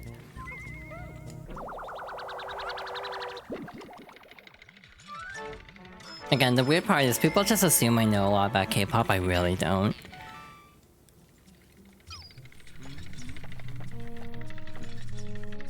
Hell, I barely know much about Korean culture, ironically, because I didn't grow up there. I am very American. There was a song called Not Shy. That's what I was thinking of. See, I'm not totally a fake fan. Just partially a fake fan.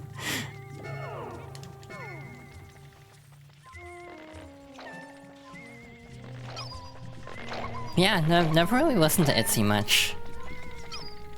Again, I just kinda hyperfixate. You didn't know I liked Itzy? I kinda don't. I'm aware of Itzy more than I like them, I'd say.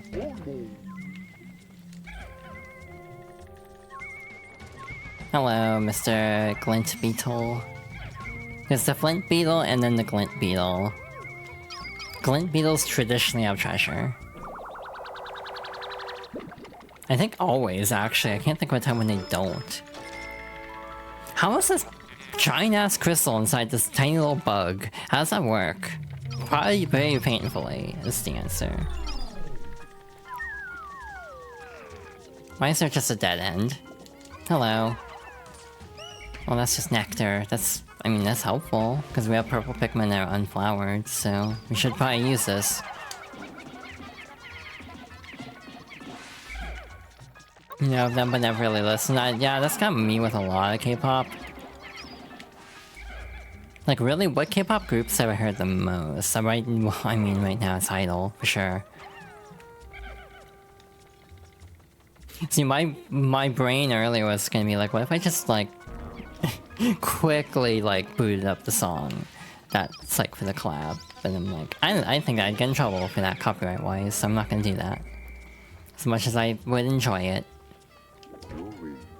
Because I do not have that set up for the stream to not have the VOD track separately.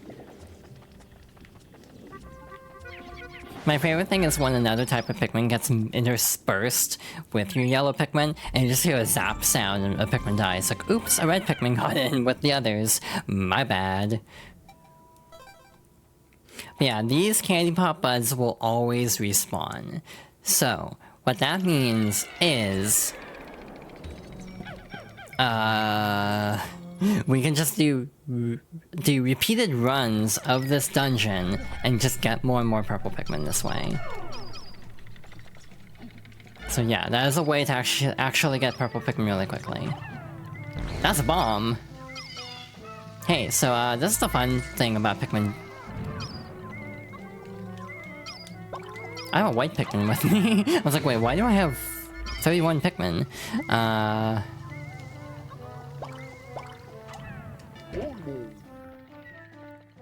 God, that totally threw off my rhythm. What was I gonna do? What was I gonna say? This is the fun part of Pikmin 2. Like, just random bomb drops from the ceiling are boulders, which are actually worse in some ways. Because boulders don't give you a chance to run away. They just will crush Pikmin if they happen to be there. So we're specifically having the white Pikmin excavate this, because if a bomb drops, which I think it will, so I can get them out really quickly. Again, this game does not like the player sometimes. It is very mean-spirited as a game. Oh, that's not enough. Good thing there was no bomb, otherwise they would have been in deep trouble. I have expected a bomb to fall after they had met the number, but I guess that wouldn't actually make sense.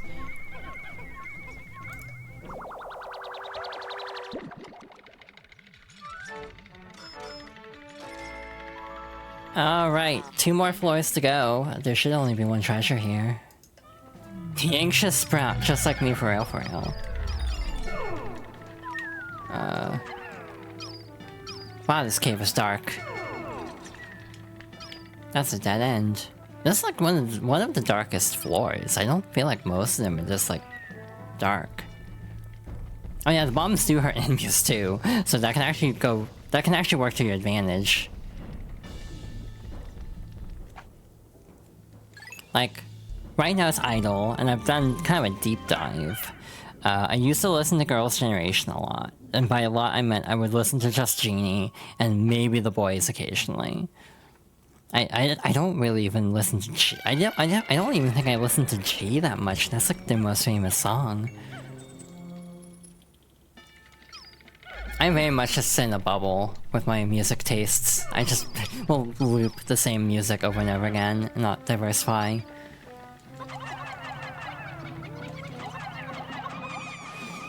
I really should, to be honest. I do like... the name of the group is escaping me. What the hell's the name of that group? Black Swan. Though I have not delved too deep into their music beyond singles. The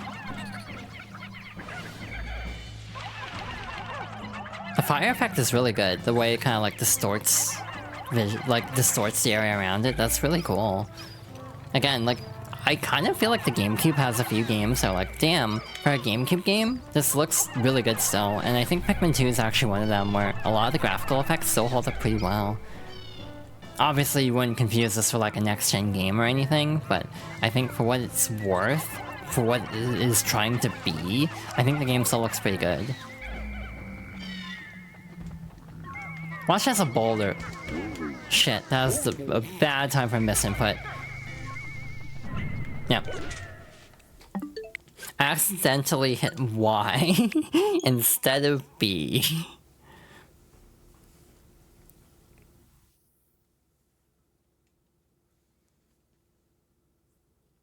Yeah, that Pikmin was having a time. Anyway. I guess who's like simultaneously good at video games, but also make just really bad errors occasionally. That is one of them. Mixing up buttons.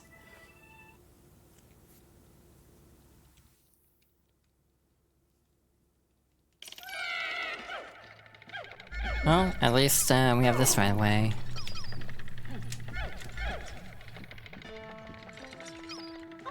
This music is very triumphant. I always really liked the song in the Ball Black's Kingdom. Oh, Joy, you're right here. This is a mistake, probably. Never mind, it worked. I think. Oh, you're just over here. I was like, oh my god, I'm short one Pikmin, what happened? It's like, oh, he's just standing there, menacingly. Anyway, mild panic aside, this is not going too bad. Well, there should be one more ball board to worry about, but, well, that's a... Oh, it's right here. It has a treasure, okay. Well, that's convenient for me. There should be like 2 or 3 here, I think. But like, I don't remember. There's too much. There's like 200 treasures here total, like in the entire game. It's like, I'm not gonna be able to remember all those. There's nothing in this little divot. Except the bomb. Oh man, if the Midtites had aggroed the Pikmin, that would've been really bad.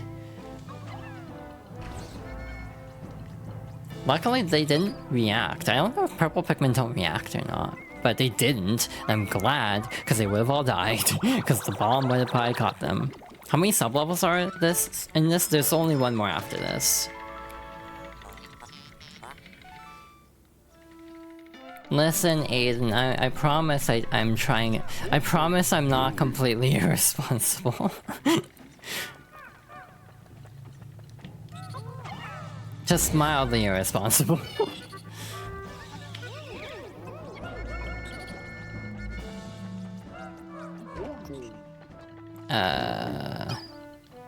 Sometimes the random generation of floors will just put geysers like right next to each other. It's like really redundant. Now we came into this dungeon, or this cave, with like 40 red Pikmin. We're down to like 25 because we use so many for candy pop buds. We're gonna have a problem where we start running out of red Pikmin eventually at this rate. Yeah, whether I want to do the other loops of this dungeon, because I'll probably do at least 2, maybe 3. Actually, I really... Oh, hey. That's way better than bomb. I say it's a bomb, it's still gonna fall, probably. Never mind, we're good. You're asking because why? Ah, good. They got away.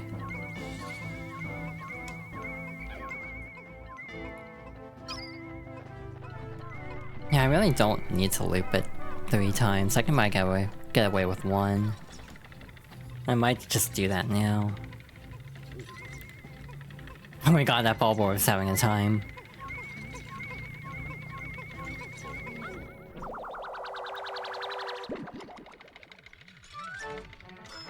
In general though, this playthrough again has picked up considerably. In terms of like not being cursed, which I'm very happy about, because god, the first day in the Awakening Woods was extraordinarily cursed. Prime cursed material. Would you like to try having a cold calm? I'll probably be done by then, unfortunately. Besides, I also should probably not go too much longer. I'm almost at 4 hours. I'm sorry. Maybe another time. Of course another time, but you know what I mean. My brain is frying, I think. But yeah, these caves always were like really stressful to me as a kid. I'm like so used to them now that I'm not that stressed. I'm like, very unbothered going through these, because it's like, oh yeah, I know exactly what to do. Hypothetically, I could do something really goofy here, if it works. If it doesn't work, oops. But if it does work, it'll be really cool. How many purple Pikmin do we have? 35? I don't think we brought all of them in here, so we're probably... oh shit. This is the trick. So if you just do this, sometimes you can actually one-cycle it. Like, this is the final boss of Pikmin 1, and you can just one-cycle it, no problem. I don't know what they were thinking. I say that, but we will struggle against Emperor Ball Blacks in the future. My initial report indicates that the giant Ball Black spat at some sort of object. It looks fascinating, but it's drenched in that creature's internal juices. Disgusting. Oh, don't roll your eyes at me, I'll store it for you. Yeah. This, again, if it works, because sometimes I've had issues, if it works, this fight's a joke. Like, it's really funny, actually, just how much you can trivialize the literal final boss of Pikmin 1. Also, given that that took me like 12 tries on stream, it's very cathartic, actually. That's not a joke, by the way. Ah, damn it. I was hoping to do something silly, but we actually can't. Because, this is the Forged Courage. This material has perplexing properties. I will try fusing it with the spare spacesuit. Processing complete. Success. Behold my latest invention, the Scorch Guard. Thanks to the heat-resistant alloy, the suit is now impervious to fire. Okay, so here's the fun thing. On my practice run, I did this next section without getting the Scorch Guard. Not recommended, but I did it. Because I just wanted to see if it was possible. So, like, I just timed it really well. Like, I just ran up the ledge. Like, you know, obviously if you're fireproof, it's easier. But I just timed it really carefully and I got up here, no problem. This is basically what gyroids in Animal Crossing are based on. I forgot the name, it's like Hanawa or something? That sounds right, but I may be wrong.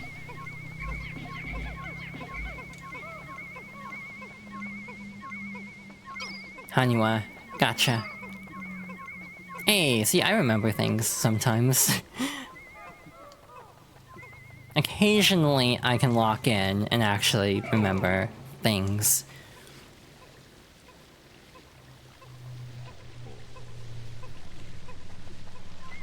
Wow, they're taking their sweet-ass time bringing this back. It's fine. How many yellow Pikmin do we have in total? It's gotta be over 50 by now. Because I kind of want to have 40 at some point. But also, we have another day to grow more Pikmin next time. It's not that big of a deal. I'll be fine. Yeah, we might have a Pikmin growing day tomorrow, in addition to the final dungeon. By tomorrow, I mean in-game tomorrow, I should clarify. Gyroid bust. Nice. But with that taken care of, we are ready to get the hell out of here.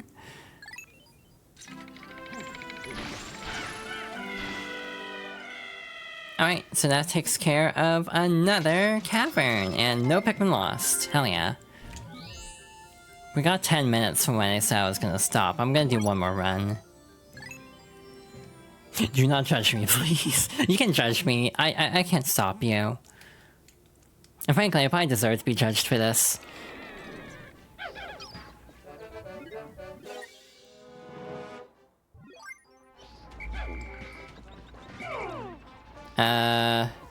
So first of all, we're gonna go around here real quick, like.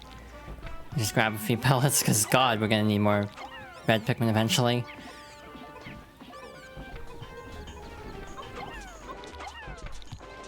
Yeah, Aiden? What's up?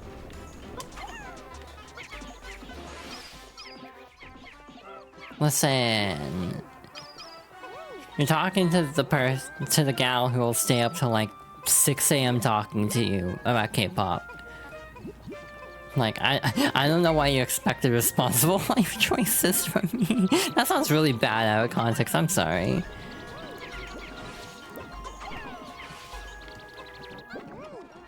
Yeah, but... But what? Listen, it's just one more really quick run of that cavern without stopping to collect anything. It won't take that long. Oh wait, they never took that back. Oh, God damn it, they're taking it to the other one, it's fine. We'll just go slightly over the time I said I was gonna stop, it's okay. Listen, if I actually genuinely needed to stop, like, desperately, I would stop to take care of myself. Like, as much as I, like, play up the fact that I don't take good care of myself. Like, yeah. Is that 100? That's 100, cool.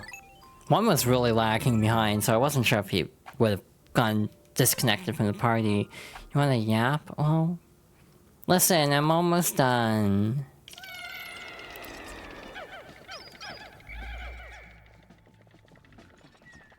Hey, which floor had the candy pop buds? That was floor 4? It's like, oh no. Which one was it? I saw floor 4 and then floor 6, I think, were the two.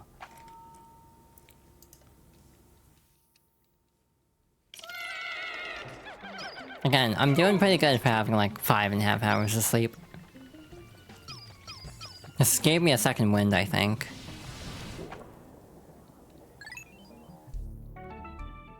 I can't wait to completely crash in a couple hours, but I'll be fine. And maybe I'll actually go to bed earlier, or maybe I'll get talking about K-pop again. We're still like 4... How many episodes behind are we on the current, like, talk series? Like 4 now? It's a few. It is a number.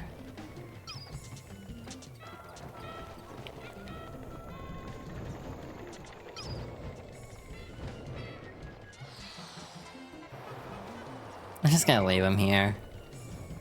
And the song recording videos, yeah, we are very behind.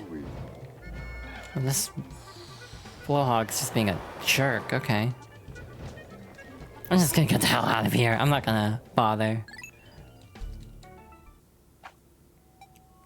Yeah, and the song recording videos. We only saw the one for, Did we even see the second one? I don't even know if we saw the one for Girlfriend or not. Or, like, if we got that far, even.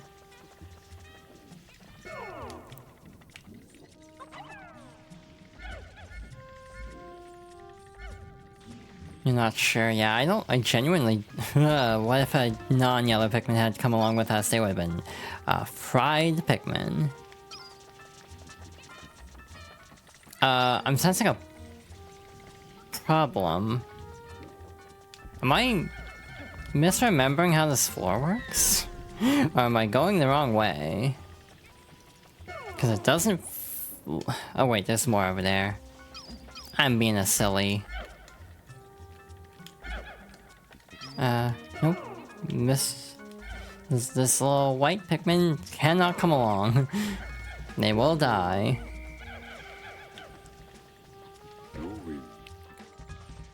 Yep. No Kentucky Fried Pikmin on our watch. Are there just no...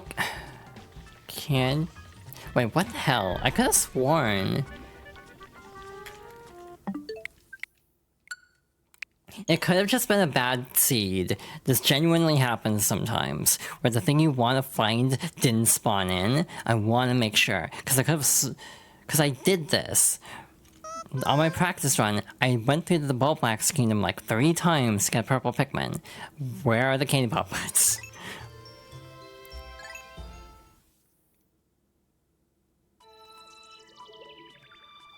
You also could use the other raid message? True. See, I was thinking about the other raid message I joked about, and it's like, I wonder if that could be misconstrued. I don't know. See? There they are. What the hell?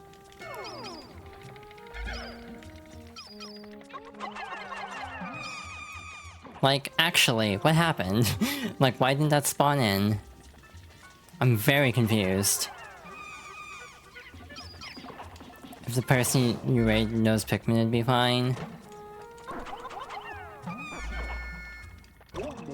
True, I know. I just worry about mildly cursed raid messages. Cause I am a warrior. Not a warrior, a worry with a O, not with an A. 25. 75. If the number magically goes down, I'm gonna be mildly upset, but I think I got them all. You're a warrior to fight those worries? Aw, that's very sweet. I might pause ads. Unless I just speedrun this part. Yeah, I never thought I'd get so into a K-pop group again. Idol genuinely surprising to me that I did. And I don't know what exactly it was. It just like clicked in my brain to be like, oh yeah, I like Idol a lot now. Again, this is someone who had heard like pop stars obviously and like Tomboy in passing, and I was familiar with like a couple other songs. I don't know why I always like hesitate to say the name of this one song. For many reasons, yes, indeed.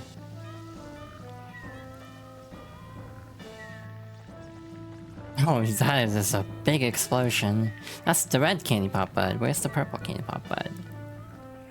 Yeah, I'm glad I wasn't losing my mind entirely from sleep deprivation, and there was actually a problem with candy pop buds not spawning in.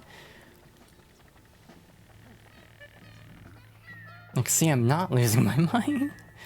Are we having the problem again and this one didn't spawn in?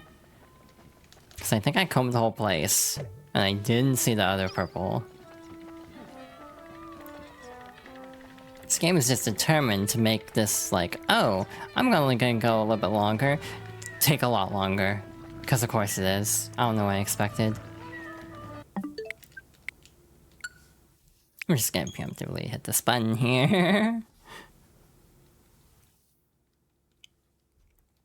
Thank you for indulging my perfectionist tendencies if you're watching this stream. Because I am a dumbass.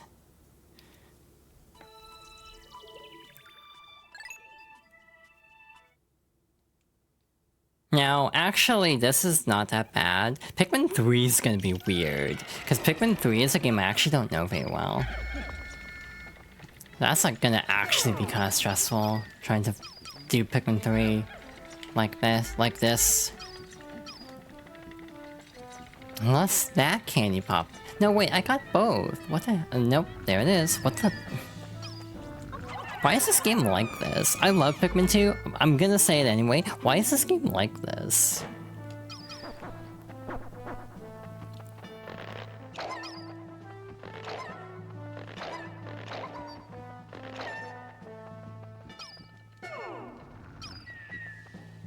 Pikmin 2's strongest soldier will occasionally still be like, what the hell, game? Why?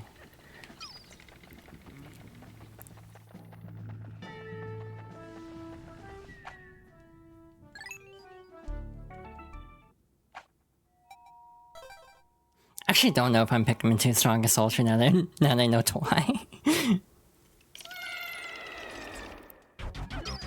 Either way, the point still stands. I'm just gonna do this.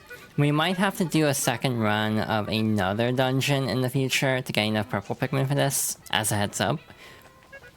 It should be fine. If we have it, I think we should have enough time to do that. If I do 2 days in the... Wow, why can't I think today? Oh yeah, sleep deprivation. If we end up taking 2 days in the forest of or the Valley of Repose, we will definitely do a second run of a later dungeon and get like 15 purple Pikmin there. Instead of doubling back here, obviously, it will be more efficient, quote unquote, more efficient.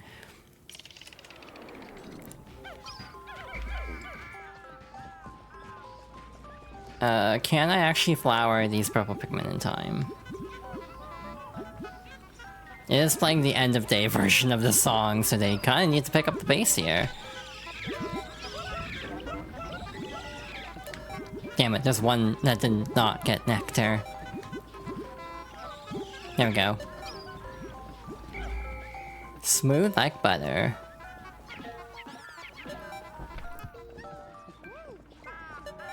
Oh, I mean, I'll take it. That wasn't the onion I was intending, but that's fine. I'm really curious to see what our purple Pikmin numbers are.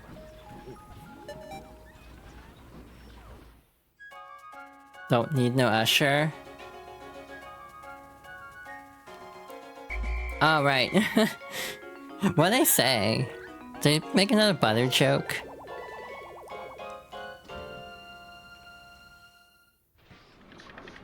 I literally can't remember the things that come out of my mouth usually.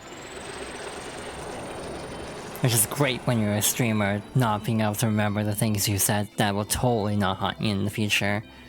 Chat will totally not remember it and hold it against you in the future at very inopportune moments. You said smooth like butter again? Oh. Oh, we broke even on yellows and actually gained red Pikmin, so that's very nice. We have 32 blue Pikmin, which isn't bad. That is just enough to do something in the next day. Still a big 0, hell yeah. Hello, I'm still on the lam from debt collectors. I've decided to live under the bridge, but if they catch me, I don't know what they'll do to me. Oh yeah, he did say he was going into hiding. You know, if we lock in at the pace we're going, we might be able to pay off the debt next time. Anyway, so at the very least, next time we have the final above ground treasure here, and the final cave. And then we'll go back to the perplexing pool, try to collect everything there. That'll probably take 2 in-game days, based on how long it usually takes me. But we also have some of the most notorious parts of the game, so we are gonna have a time, I think. Alrighty. I definitely should not have streamed that long. That was 404 hours. That is a very good time. Once again, since we are confirmed 0 deaths, I'm gonna copy this just in case something goes wrong on the next day. Just in case. And if this actually happens, I might just do stuff off screen, like catch up, but not actually do like a full like replay of a day if we lose Pikmin. Yeah, thank you all for watching. If you enjoyed the stream, you can follow for notifications when I go live in the future. I also have a YouTube channel and a VOD channel.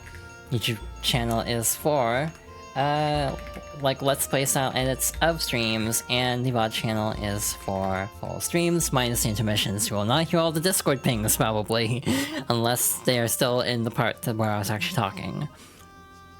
I also have a coffee for as a tip jar if you want to like support the stream in other ways. I do have a goal, a stream goal and incentives and playthrough incentives as well.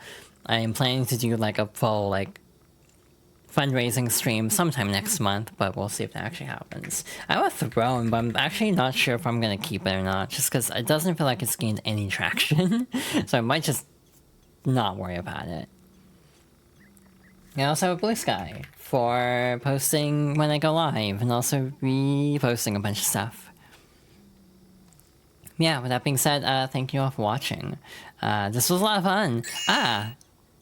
Hi. Thank you for the 420 bits. This is the first time anyone has cheered in this channel. I'm not even kidding. So congrats on being at the top of the bit leaderboard. Yeah, this is the first time anyone's cheered. Hell yeah. I mean, it's only right to raid Twy, right? I can find them in the list.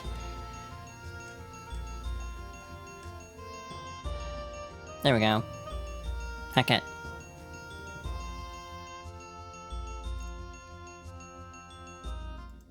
Alright, what are we gonna do for a raid message? We have 25 seconds before the ad break starts.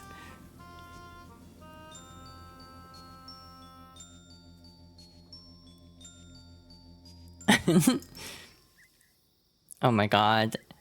I guess we're doing it.